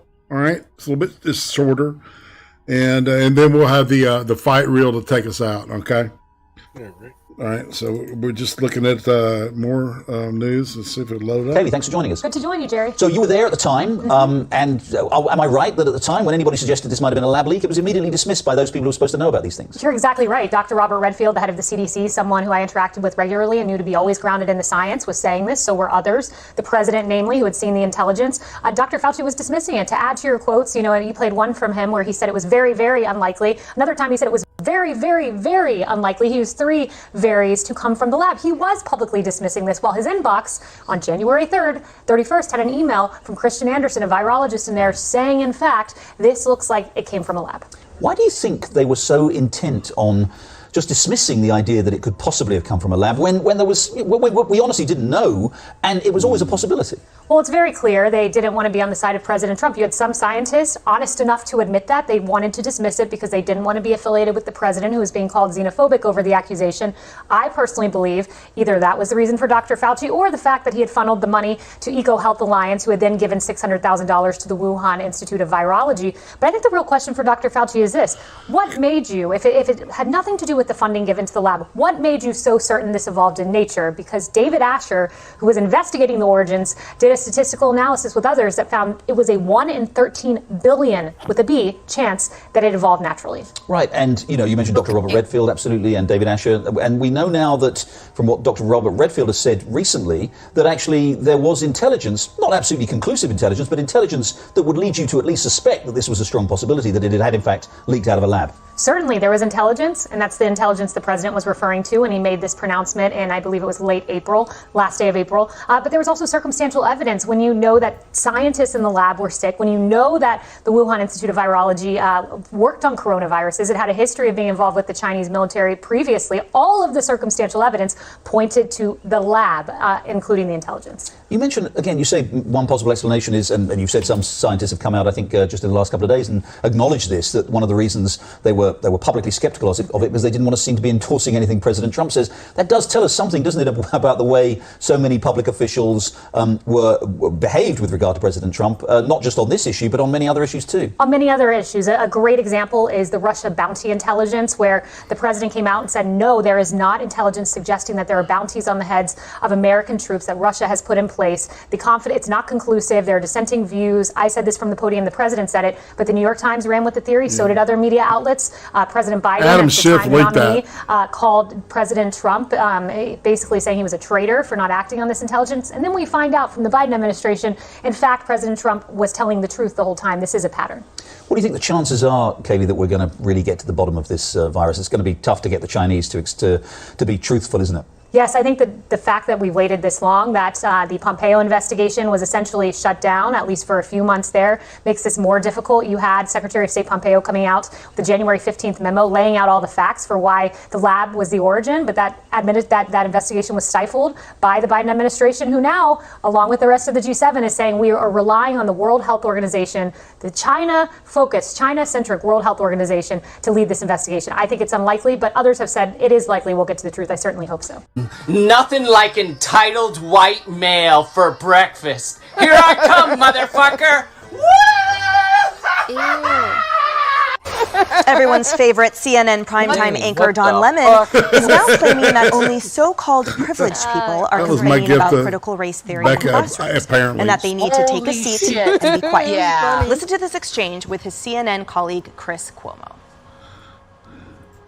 I don't want people lecturing my kid like, hey, you're white, you're bad because of this and this. I said, why do you think that's what it will be? I said, that's the only problem, is your perception. That's the whole thing about what privilege is that people don't like to have their pleasure interrupted, their peace interrupted. So the folks on the other side, stop making it about you.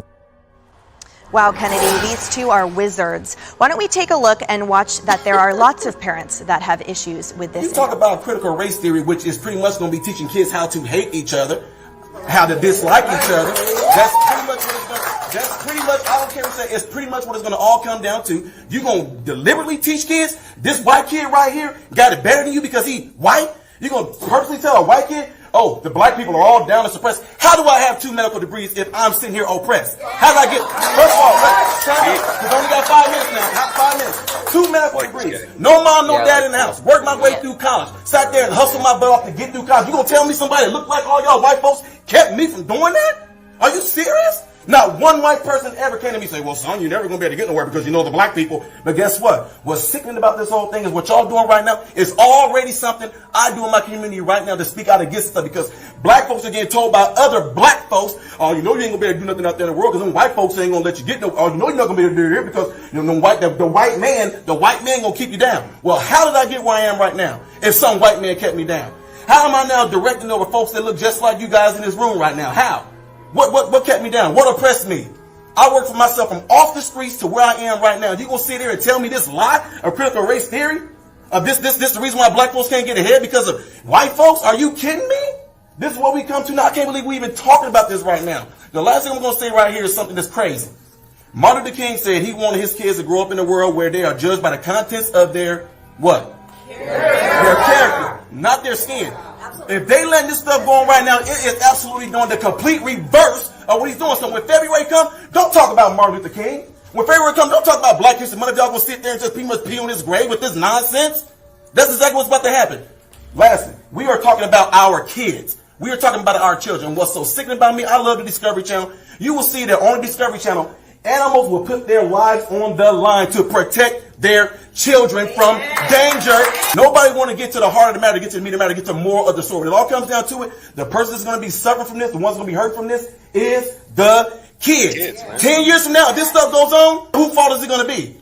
Whose fault is it going to be? Who we going to look back on and blame for this? Because this is stuff we talking about right now. This stuff is going on right now. I do this stuff on a daily basis. I'm in the hood. I'm in the communities. I'm out there with folks in their face. I've been doing stuff since I was 18 years old, talking to black folks. And you know what? None of them are buying this nonsense. None of them are. But if you want to implement this into the school system, I guarantee you to the day that I die, I'm going to be the very person right there debunking stuff, tearing stuff down, letting them know they can do exactly what I did and get exactly where I am by putting themselves to work and getting there. And ain't not one white person ever going to keep any of them from getting there. So the CRT stuff, BS. Well, he actually is vocalizing what a lot of parents feel, regardless of their racial or ethnic makeup.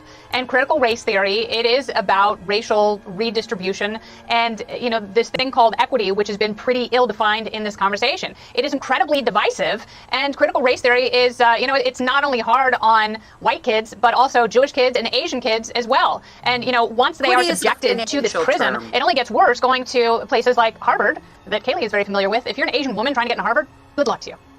And Steve, Kennedy brings up the issue when you don't have specificity and you just operate in generalized concepts. And on top of that, for example, in the state of California during the 2-year rollout, the loudest protests were, yes, other and additional minority communities who took lots of issues, too many to count on this hour-long show, with this type of theory being taught.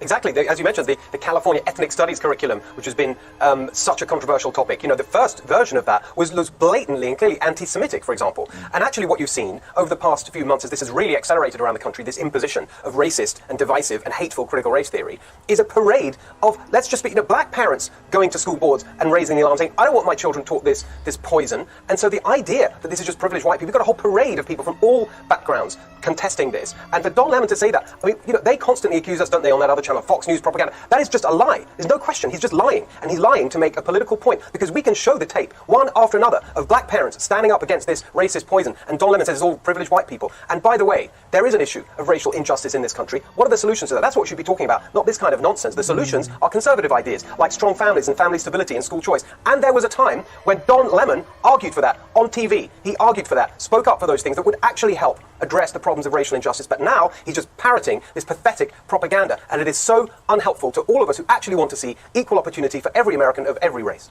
And in addition to those principles, Harris, something that would help to destroy this is also an appreciation of freedom of thought. And in addition to the theory itself sort of putting people into boxes, we're now hearing that those that dare to think for themselves and voice their opinions of it, if it's contrary, then they too are shoved into a box. Yeah, that's an excellent point. And Stephen Kennedy just took us to school on what it's like to be a black parent in any regard throughout all of this, whether your children are also African American or biracial like me. You know, because it comes down to, as you say, putting us in a box. We're not allowed to go forward. We have to stay the same. And so that means that we're going to be dictated to on who to love, even though maybe some of the laws on the books don't say that across America anymore. But what you're saying by telling half my family that one has more power than the other half, well, which side do you choose in my household? Because we don't teach things based on the color of our skin. We teach things on merit and diversity of thought, as you're saying, Emily. But there's no room for us now. We don't fit the box that says, no, you're supposed to see your color and your victimhood first, and then go forth and make everybody else accountable. Well, my goodness, when is there going to be time to work on our dreams? This dream that I have of being here took me my whole life to get here. I'm not going to give that away just because somebody thinks that I'm not living the way they want me to live, and to be angry about the things they want me to be angry about. And I'm not a privileged white person, and I am pushing against this because it's about, at the end of the day, something that makes us all equal in America. Reaching. And we are reaching, and it has not been perfect. And I got news for you. The pandemic showed us it's not perfect. We have areas that we need to work on. But we'll get there if we work together and don't divide each other along these low-hanging fruit lines. I mean, this is just weak. It's weak, and we are strong. It's weak and it's destructive. And to Harris's point, you are condemned, frankly, to a civic death, to a cultural death in this country now by the left, if you dare to focus on simply reaching your dreams or what unites us rather than what separates us. That's right. And Don Lemon, so you have to be privileged and you don't want your pleasant life interrupted if you're opposed to critical race theory. No, Don. Maybe you're a father like Ty Smith, who doesn't want your little son or daughter to be taught that they are oppressed and that they will have to navigate a systemically racist country that is at its core rotten. Maybe you are a white father or mother who doesn't want their 5-year-old being taught that you are an oppressor because you are white. No, Don. And when it comes to painting with a broad brush, I'm sick of Don Lemon telling me who is opposed to critical race theory and who isn't. I'm sick of him telling me that Trump voters are rubes, as his panelist says, and he laughs, who can't point out a country on a map. Get rid of that broad brush, Don, because it's not working for you, and it's insidious, and it's tearing us apart. That's exactly right. It's not working for him, as his viewership is showing. A mission of equity. Are you going to join the mission of equity? Can you define it? Lieutenant Colonel Matthew Lohmeyer can define it. He knows what that mission looks like. He was a commander in the Space Force. He was then fired for speaking out against the open political indoctrination that he saw there. He's the author of the book Yes, Irresistible sir. Revolution, Marxism's Goal of Conquest, and the Unmaking of the American Military. Colonel Lohmeyer joins us tonight. Lieutenant Colonel, thanks so much for coming on. So NASA, you would think, would be the one branch agency that would be immune from the equity mission. Were you, I mean, you served in the U.S. government for a long time. Were you under the impression that NASA had a problem with discrimination in years past? Yeah, I don't know, Tucker. Thanks first off for having me on your show. And as always, I don't speak for the Defense Department, but speak for myself. I don't think that any of our institutions at this point are immune from this idea that we're going to be pursuing equity. Clearly, these are hot topics. The talking point of the day. In fact, I do want to define it for the American people. You mentioned, I know the definition of equity. It's important for the American people to understand the difference between equity and equality. One of them is good and the ideal, and the other is not good. We tend to confuse at the moment equality of opportunity, which is the ideal and is something that's a part of America's founding philosophy, with equity. It's a new term. It's used wittingly, which essentially means enforced outcomes or enforced inequality. In fact, based on what I've seen in the Department of Defense, and now what I'm hearing is permeating institutions across the country, it's essentially even potentially illegally discriminatory policy. Equity is not good as it is defined, but it sounds good, and that's why we use the word. But NASA has historically been, I think, a symbol of inclusion and equal opportunity. Yes. NASA is the kind of an organization that people can look at and understand that regardless of your background, you're able to show up here, just like in the Defense Department, and rise up based on your merit and have an opportunity to make a name for yourself, to rise to leadership, and actually do very important things for the country. Because there's a unifying mission that these institutions believe in, whether it's space exploration, in the case of NASA, or defending our country and our allies from serious threats that we have in the world. People in uniform, for example, rally around that mission and have historically not been caught up in the kind of identity politicking that you're talking about and that I'm hearing in your monologue. And so I'll just make one point to say that I think our senior leaders and our national leaders need to think very carefully about whether or not they want to inject tribalism into our long-trusted institutions in this country that typically have not been infected with tribal thinking, with all that entails. Do we really want to walk the road that will cause us to abandon Martin Luther King Jr.'s dream of having a colorless society where, in fact, we're starting once again to judge people by the color of their skin, impugning guilt to other groups of people based on their group identity, not because of anything that they've ever done necessarily themselves, but based on who they are, accidentally even, let's say. That is a good definition of racism. We don't impugn guilt to people based on the color of their skin. No, and we never should. And I always imagined that the military was the shining beacon of what the rest of the country should be, because it was a colorblind meritocracy in there. So I think this threatens all of us. In fact, the military is great at that, Tucker, and that's why so many people are upset about what they're hearing. Yeah, and they have every reason to be. I know that you are. To be clear, I don't need you to tell me that I matter, but hearing the condolences given to other races and leaving just one race out, it inevitably you'll start to feel like you've done something wrong. And in our principal's attempt to unify us, he instead created unwarranted boundaries and barriers between his students, pitting us against each other based on characteristics that we can't control. In another separate instance, I was told that writing "All Lives Matter" on the whiteboard was political and could be seen as offensive. When I questioned the teacher after class, she told me that she didn't have an answer and she just had to erase it, and it was quickly erased. There are political signs all over RHS, about specific races that matter, specific sexual orientations that matter, and specific perspectives that matter. But when I questioned the RHS administration about how these signs were political, they told me that they were supporting human rights. So when I questioned why the equity statement couldn't represent all students, they told me that to even ask that question was outlandish and offensive. And when I asked why that was, they told me, quote, "Whites have a pretty good situation right now," unquote. So is that not racism? Disregarding my question merely because of the color of my skin. To be honest, after enduring a year of the people in charge telling me that I'm a racist and I'm privileged and pointing out our irreversible differences, I've never noticed race more. And it's becoming the first thing I notice when I meet someone, which has never before been the case. RHS administration confidently told me that RHS students and staff are happy with their equity statement. But from my experience in talking with other students, this is not the case. I know many kids who disagree with their teachers, but they're too scared to stand up because they're worried that their grades will be docked and their learning experience will be affected. My honors government teacher, I'm not going to say his name, but he's mentioned that Democrats care more about all people while Republicans only care about themselves. And he's also inferred to us that socialism is better than democracy. He even had a statue. He had a statue of a socialist leader in his classroom. I've been told by a lot of kids that they just stay silent and adjust their schoolwork to reflect an acceptable opinion to secure a good grade. I've been approached by multiple teachers who have told me in private that they just want to say that they agree with me and they support me standing up, but they can't say it in front of the class for fear of being disciplined by the administration in some way or losing their jobs. There is clearly only one way to think in this district, and that is that they are teaching their kids to shut up if they don't agree.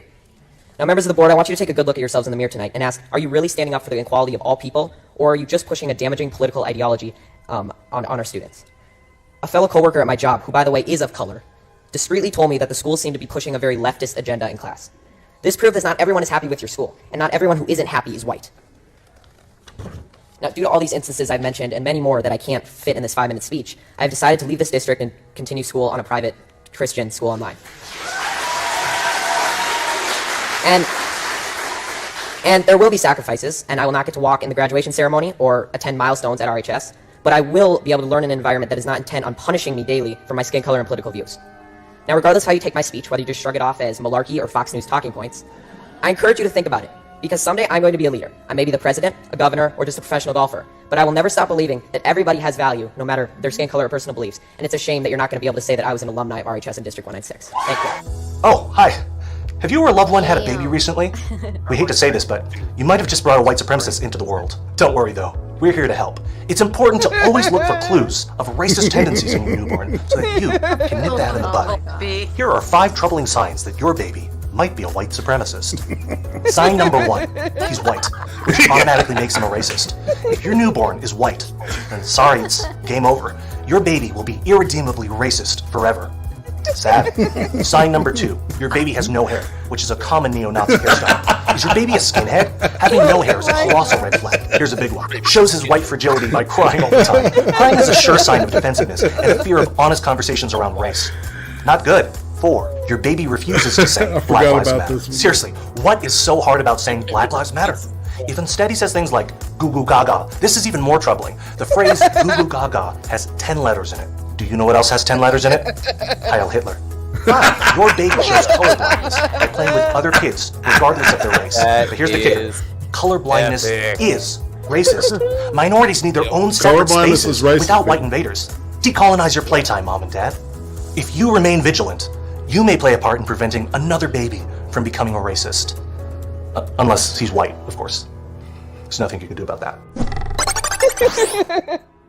I feel like the Cracked would have made that. That was for the Babylon Bee, and now we got to take us out. There's some fighting.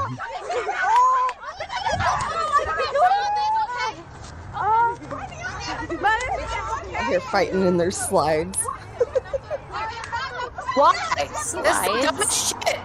Yeah. They're slippers. I can turn the audio down on this when we talk. Call them slides. Yeah, because they're not flip flops. They don't go in between the toes. Right. You just slide them on and walk out. Yeah, they're shower shoes technically, but yeah, they're called slides. They sure are. Yep. Or shower. Oh, here's the one that you looked at earlier, Trippy.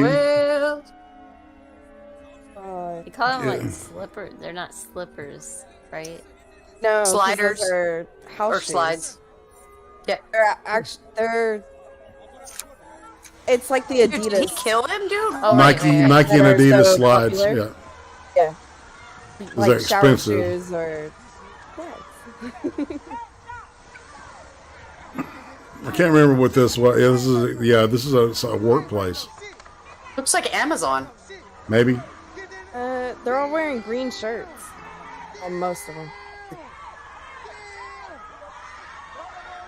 Some kind of shipping. Oh, you hear that crack? Suplex. Oh. Shit, man.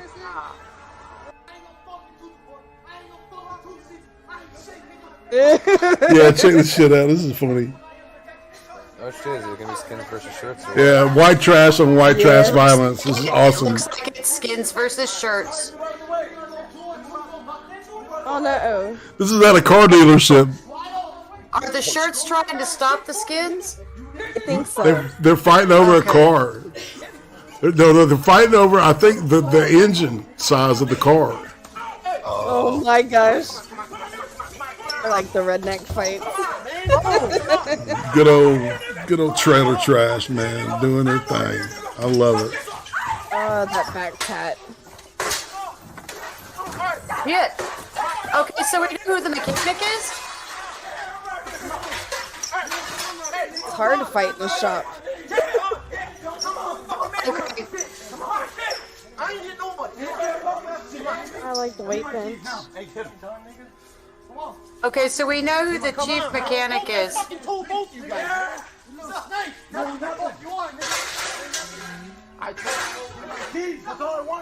I hear some N words, but hey, this is reality. Finally, they went in the right. We're looking at reality. Yeah. Why does no one filming this freaking? Take the phone aside and record shit. I feel like there was alcohol involved in this. Maybe. Or what? Alcohol is probably involved. A distinct probability. No, hey, Junior. One-on-one. Oh my gosh, his name is Junior. This is so redneck. It's Oh, I like this amazing. one too. What a fucking punk bitch. Ace Hardware in Seattle. There was a mass It was dispute. a mass. Yeah, it was a mass dispute. Get the fuck off him. Oh. Wait, which side am I? Am I? The maroon is the bitch. We're against White Ace red is Hardware. the not bitch. Yeah, red shirt is Ace Hardware. Yeah. Ones wearing the mask are the Ace employees. Not the bright red, but the maroon. Yeah. Oh, there's a motorcycle. Yeah, look at this. Like it's a middle-aged guy and a young buck is like wanting to hit him and shit. I think this is Britain. Watch this shit. Yeah. They care about. Hey, my marriage castle's his home. Guy in white shirt's going down. Boom! A couple of times. Just popped him in the fucking nose. That's all he had to do, man. Like he's a fucking dog. Straight flat on that guy's nose. That's right. Oh, that'll ring your fucking belly. Just smash the guy's nose. Yeah, get the fuck out of here. In front of all the neighbors. He's a Hapkido instructor who want to test his style against effective. This is Gracie, one of the Gracies. Crazies are scary, guys. Yeah, but he's got a point about all Right fights. move. I will close the distance and take him down.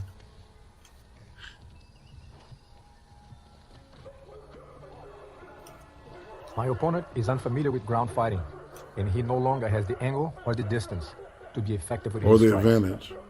Oh shit, dude, Trippy's going As he down struggles on to this get me out, motherfucker. I establish myself on the top mounted position. I've seen him do this in GTA. A couple of hits is all I need to bring panic into the scene. I couldn't get on somebody like that.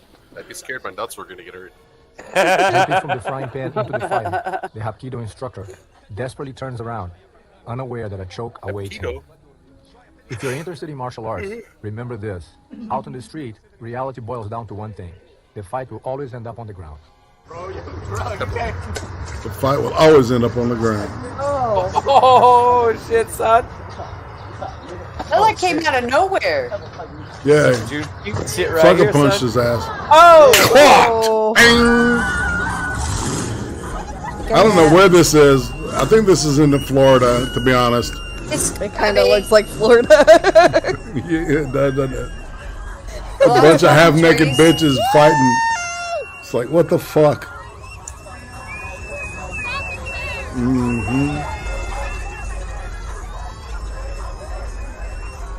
Yeah, at this point, you just kind of film this because it's retarded. And everybody needs to know how retarded this is, I guess. I don't really know. Right? Life is richer now? Oh.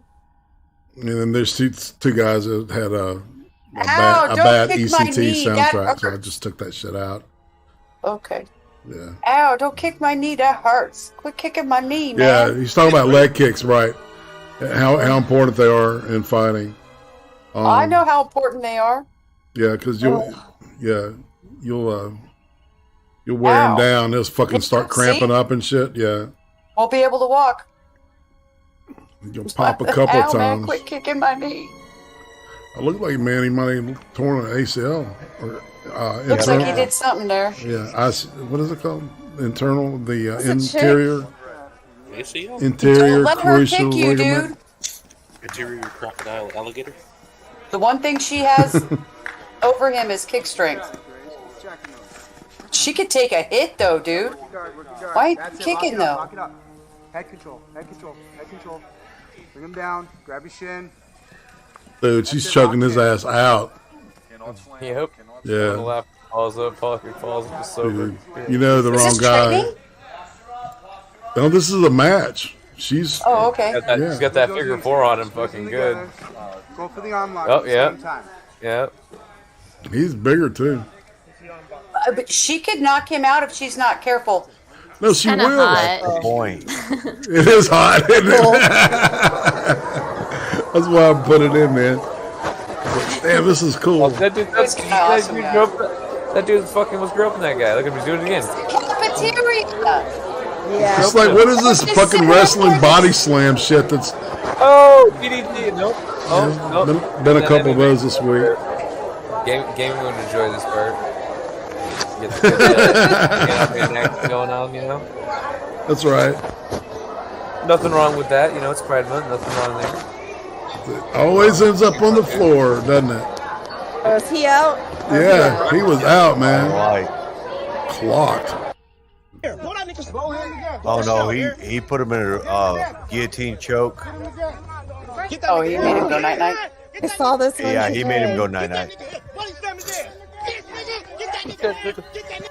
Oh shit! Look at that body, freaking belly suplex. I repeated what they Are said. these like construction workers fighting or something? No. So the chick, called her boyfriend in to fight her coworker. The coworker was in the highlighter yellow Elbow. shirt. Racked him and then boom, the kick. Oh. Knocked him into oblivion. It was a nice combo. Elbow and foot. Oh. Dude, look at his head. See him out. Oh. Hello. Yeah, Ow, he's seeing that's a stars. headache. Yeah. My dad would say he was in Queer City.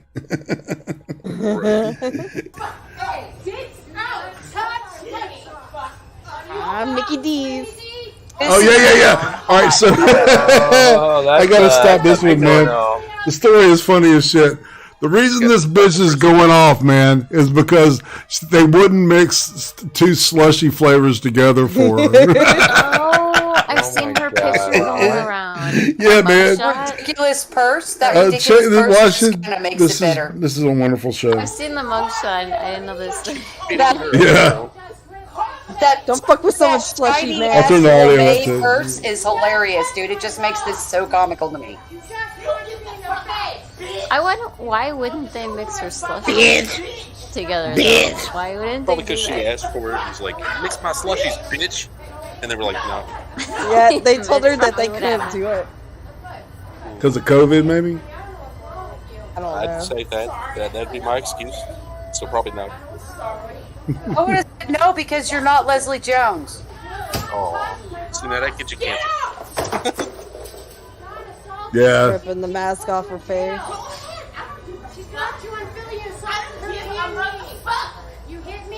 I don't give a motherfuck. We'll go to jail over a slushy. Dumbass. She's going to go to jail over a slushy, man. You're right. Not just jail. Makes perfect sense to me. I don't know. Not just any slushy, guys. It was a slushy mix. Hey, don't fuck with people's slushies. I take that shit seriously. Man, I cannot take this woman seriously. The way she's dressed and accessorized just makes it screams, I am dumber than a box of rocks. Yeah. I've got no damn common sense. Just screams it. So I'm kind of like, okay. I expect you to be this stupid, but you can't think nothing through, can you? I'll start thinking things through. You don't end up all over the internet and internet famous. I can't believe she actually stuck and got a drink, though. We'll just watch. I'm gonna knock her the fuck out again. Oh, that fucking purse, man. It's awful. They told her we were calling cops, man. Yeah, that purse is Fucking garbage. garbage. It's gaudy as all hell. It ain't in that bad. We have family members that are also black that have worse.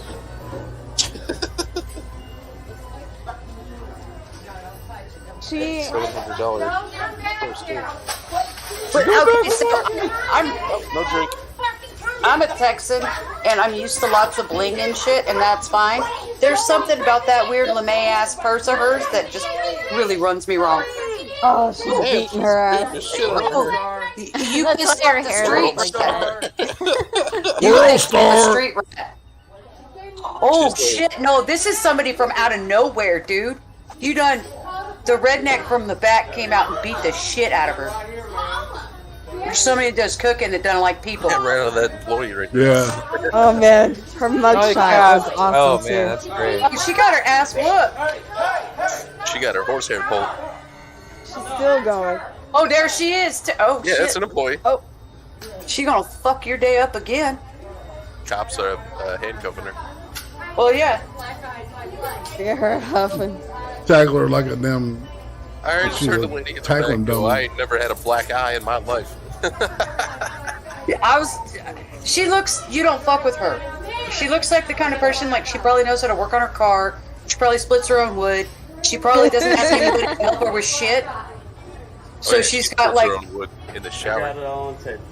right, but you know what I'm saying. She looks like she don't fuck around. She knows what she's doing. Cause she came out of nowhere and she whooped that woman's ass like lickety split, dude. It was Oh my impressive. gosh, the horse just trampled them. Actually trained to do it. That dude just ran off with his bike.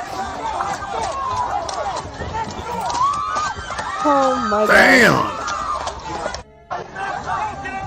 Damn. One more time. All right. I'm gonna take your bike and I'll Oh. Oh, that's not a good sound. Ooh.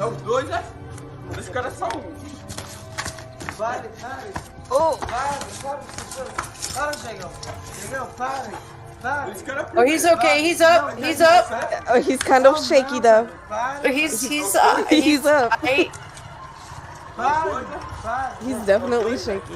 He thinks he's Bruce Lee. It's Okay. I was sitting here thinking, you know, I really like when my hair's braided. Oh, shut up. You Yeah. don't. Speak of the devil. just mentioned Leslie Jones. How did you know that? You know what I'm saying? You know, when she was in Sound. This is the chick that was in Ghostbusters? Yes. I'm just thinking. She does look like a monkey, doesn't she? Oh, shit. But the nicknames have never caught All right, she wants to be named Too Tall Jones, okay? All right. She's short, isn't she? Look, man, this bitch would not be famous today if Milo Yiannopoulos had not called her a gorilla. Okay? I mean, she's fucking talentless. Have you ever seen her comedy act? Yes, it's horrible. It's I haven't, and I know it's horrible. It's unfunny, irate. The bitch is He crazy. has to come up with one first. The only thing she does is loud black woman. That's her No, comedy. she wants to be called Too Tall Jones, which is the nickname of one of the greatest Dallas Cowboys that ever existed, Ed Too Tall Jones. Oh, that's What- why I white don't know that name. It's a Yes, yes. He played for the Cowboys during the Landry. Womp womp. Yeah, exactly. Staubach and company. I'm that old, people. Yes. She may not know that at all, though. I mean, she probably does, but she might not. I don't know. She wants to be called that big time. So I was like, fuck you. Then I'm really not going to call you that. Right. Oh, fuck it. I don't understand. Oh, shit. Ugh. Did she take off her eyebrows, or are they just Yep. really thin? Number 2, I think. I'm Okay. gonna go with A. I don't know. They keep trying to push her in commercials, too. They're That's- there. They're just really thin. Okay, I couldn't see very well. Why is that not catching on? Too tall. Oh, You know what? Today I'm too tall. Today I'm Too Tall Jones. Address me as Too Tall Jones. Fuck you. I'm not going to address you. I'm going to address you as dumb and ugly. laughing at her own. Harambe. That's right, Annie. Harambe. Oh, I remember Harambe. I do too. Whoa, that was a slow reaction. What the fuck? This is the. He stepped Oh my on god. the edge of the concrete and rolled his ankle. The hell is this? Is like little girl hits. I'm gonna say something awful. Fat man. This is. That's Are they embarrassing. like drunk? I know. I mean, you're right. Do what you do, what you do to you. I do like the kitty action though. A little more interesting. What kind of punches are those? He's gonna be drunk or something. Like, I know. Those are those. I'm too heavy to do this. or he might be.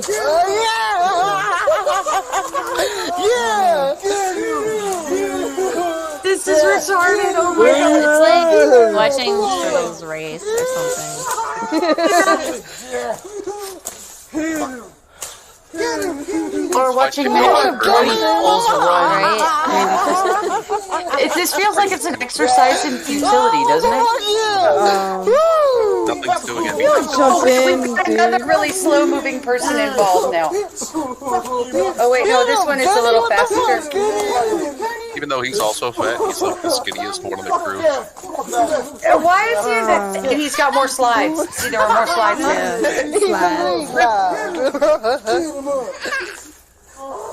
There's a baby blushing. I feel like this is something that should have been in like a South Park movie or something. Yeah. Oh my gosh. Or like a clip or something they did, or like. Cartman did get his ass beat. I feel like these people are like mentally challenged or something. Yeah. I don't know if they look ass out, tits out. The way they're talking. Oh shit, they actually be now that I've seen a face. Oh man. Yeah. Maybe it's staff members and this is a retard school or some shit. Yeah, remember the bum fights? Yeah. Now they're coming out with quote unquote retard fight. Oh wow. Yeah. I'm wondering, because listen to how they're talking. I can't tell if like someone slowed down the audio to make it appear that way. Get right there, right by you, side. Hit him, then quit talking. Damn. See how it kind of sounds like it's been slowed down?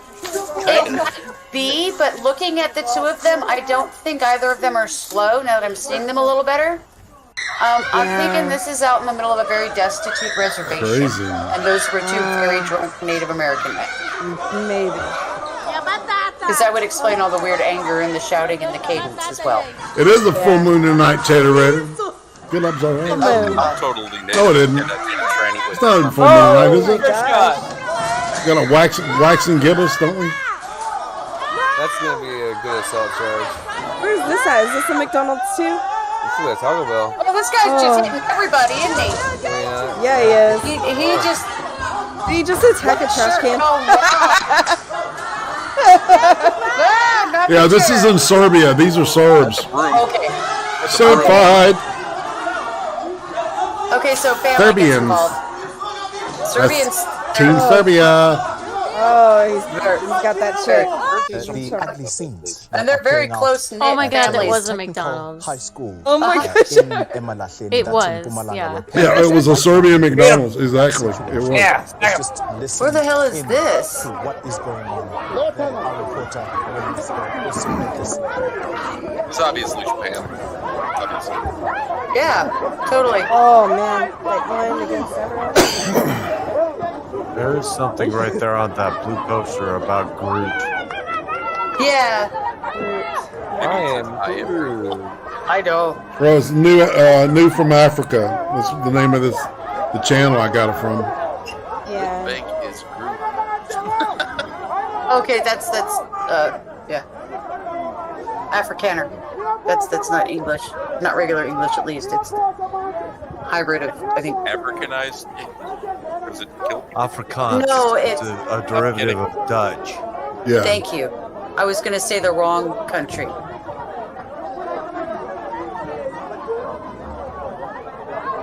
I got to work for Greg Albertine for about 3 weeks when I was 18. Who? He is South African motorbike racer. He was like number one for quite a while. But it was late 90s. Ooh! Oh, that's great. Who the hell let out that scream? A viewer? That was great. Oh, you're a little drunk. You're a little Yeah, drunk. this is another. Is this Russia? East of Europe. Yeah, you know it is, man. Okay. These are my people then, right? Oh, they're crazy. Yes. Is this you and me, Shigon? Stop this. Or is it just me? Oh my goodness. My family's Bohemian Gypsy, dude. We're probably in charge of most of the fighting. I don't know my heritage well enough.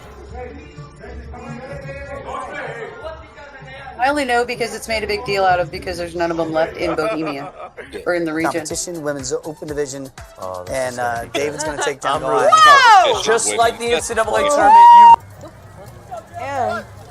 That was a quick flip, man. Ooh. Is this Redford? This is Texas, isn't it? Looks like it. Oh, wait a minute. That's the Texas. They're making out. They're making out. But this is. I think they might be stuck. They might be actually. They're helmet making out. This might be SCA. Yeah, it's probably SCA. That is my opinion They have too. live steel. They have live steel, and I think the SCA is the only ones that do live steel. My husband did this for a little while. He used a bearded axe. I'm fucking jealous. Oh, I want to tell everybody. Okay, so if you're watching in the chat and everybody in the room here, all right. So for July the 4th, it's going to be Ice Cream episode 150. I've decided I'm going to do an AMA, and I'm going to let people that I've interviewed come in and ask me like 2 or 3 questions each. So so it'll be like a come on in, hang out, and shoot the shit. Ask me a couple questions. So I don't know if you think it's a bad idea. Tell me. I think it's going to be fun. July the 4th. I think it's a good idea. Yeah, it's like I don't want to take up anybody's holiday, so I figured I'd just do that, and if people want to pop by, they can pop out, that kind of thing. Kind of fun.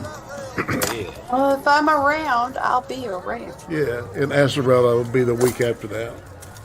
This weekend I got Blind Girl, and next week Sunrise. So it'll be. Oh, Sunrise. Yeah, Dude. Sunrise is a really interesting person. Was that a battle axe, man? Yep. Might be a bearded axe. And Russian soccer hooligan. I really cannot say that I disagree with this. Everybody's wearing gloves. They're wearing gloves, man. What the fuck? It's 100% voluntary. I have a hard. Yeah, I don't know. Whoa. Yeah, it gives me a Shit. knock. Way too I'm badass. Usually when they're getting fucked. I don't have a problem with voluntary fighting amongst people, like competitive fighting and stuff. Even if it's private, like this kind of stuff, I don't have a problem with it as long as everybody's voluntarily and they're adults. I don't like kids doing it. This is a tough one. Who's gonna go pretty evenly matched. Oh, yeah, it left itself open right there. Pow. You can see how fast that was? Right in the chin. That was a 3-hit combo. Light switch in his chin. Oh, that was fucking fast. Did the splits on their way down too. Oh. Yeah.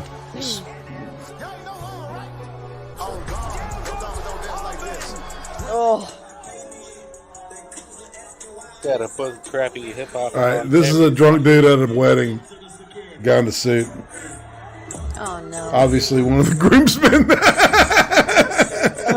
Probably a guy who's a bouncer looking at the way he's manhandling him. I recognize these moves. are people. These are staff members, right? Mhm. Probably These are bouncers. open bar. You know what open bars like.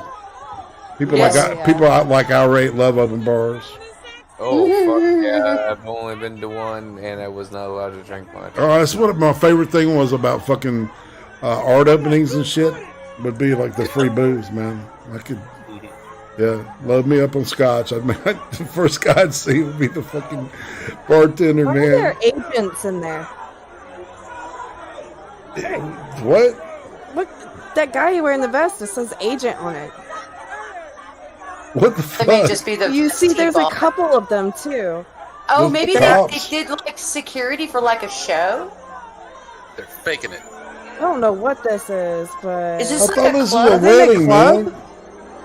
It might shit. It might be a wedding inside of a club, and the club hired their own. The club has their own security. That would explain all the Someone moves I was famous seeing there? used. That's crazy, isn't it? Yeah. Oh my gosh! And then the song playing. Everybody slow dance. What is it? Like, slow dance. You know what it Slow is? dance off. Hold on. Bump and grind. This is insane. Some people are out there bumping and grinding though. I can't hear the words. It sounded like Boys to Men to me. It does sound like it. What's up? It's a gang wedding. It's a gang wedding. They're doing Gang the wedding. jumping. They're Man, jumping why'd the you wear a gang. red suit coat? It's a MS-13 wedding. Maybe. Oh, I can't hear the lyrics. See, and this is why I had a small wedding. This is why my wedding only had 30 people at it. And it was on the beach. Outside.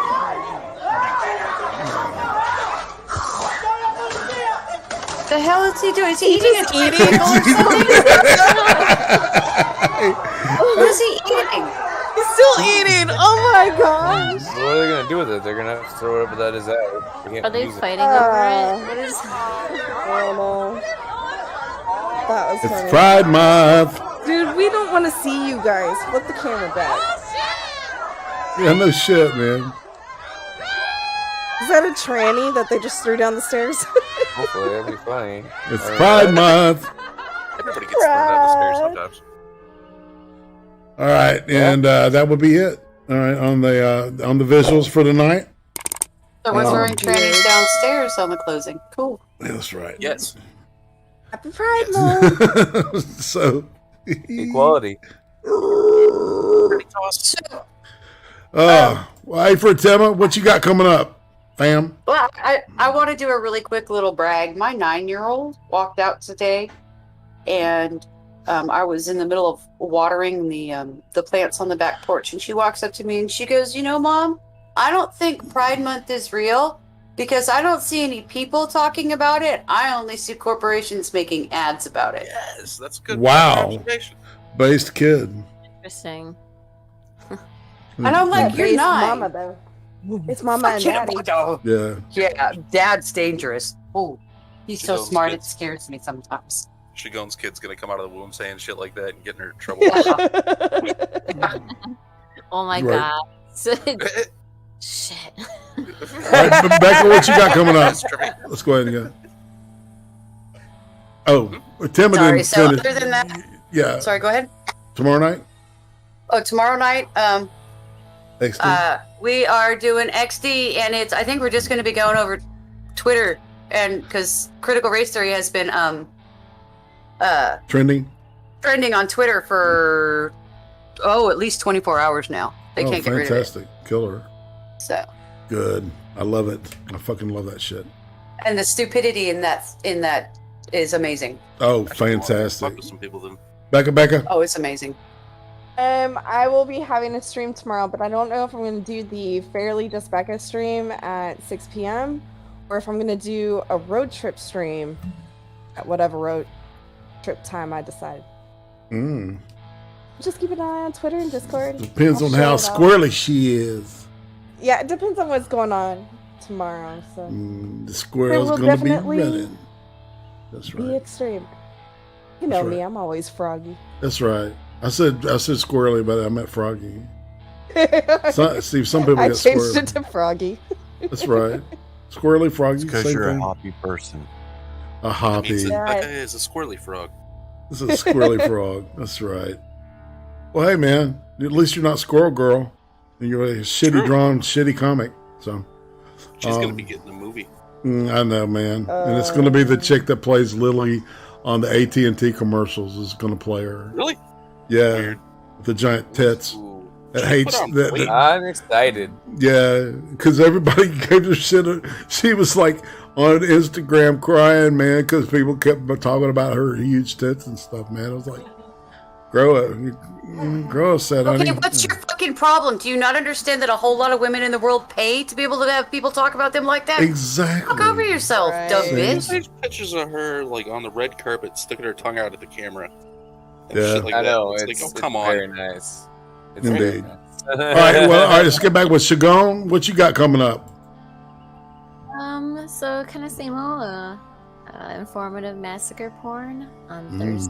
So that's 7 o'clock Central.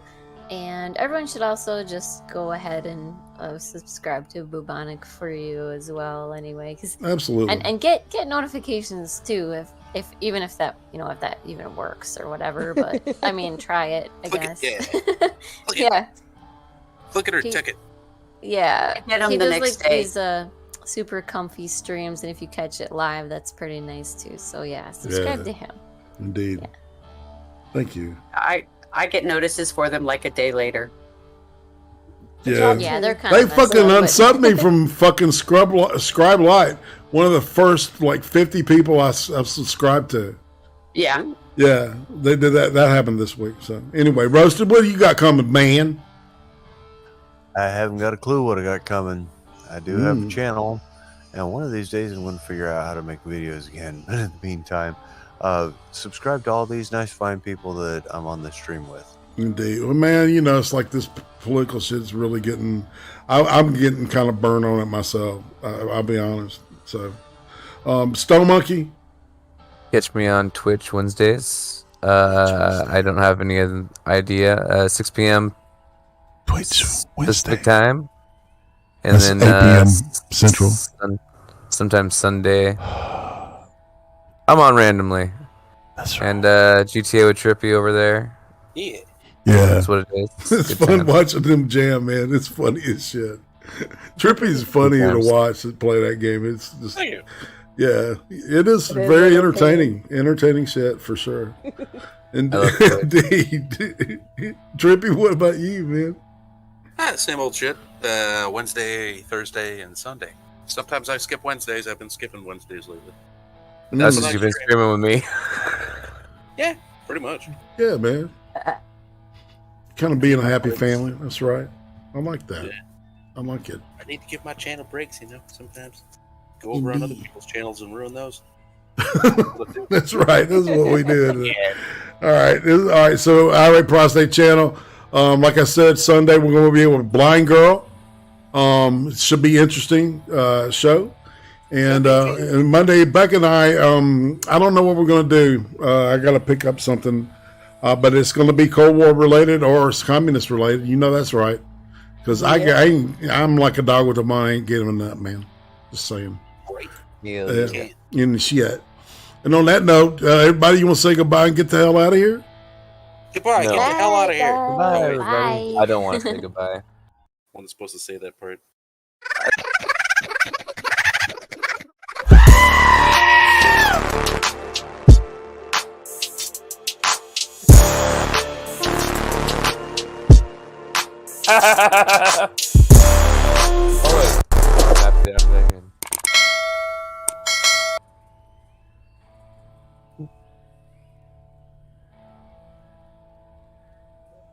I liked it.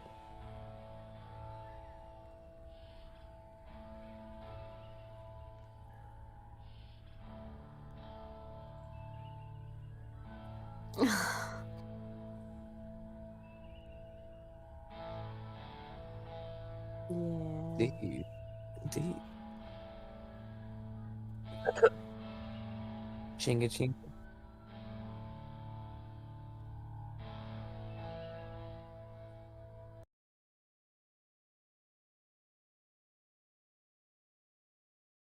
Goodbye again. Bye, everybody. Bye. Hello again. Yeah, I screwed up. Boomered the shit. Get the hell out of here.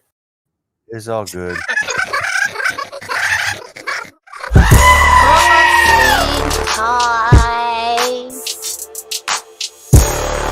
Dude, you made it all the way to the end of the episode.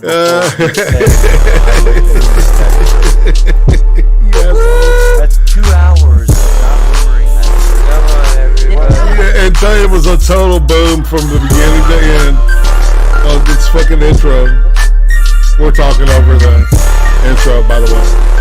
I figured why not make it a little bit different. Right? This is actually episode 178, so make a note, people.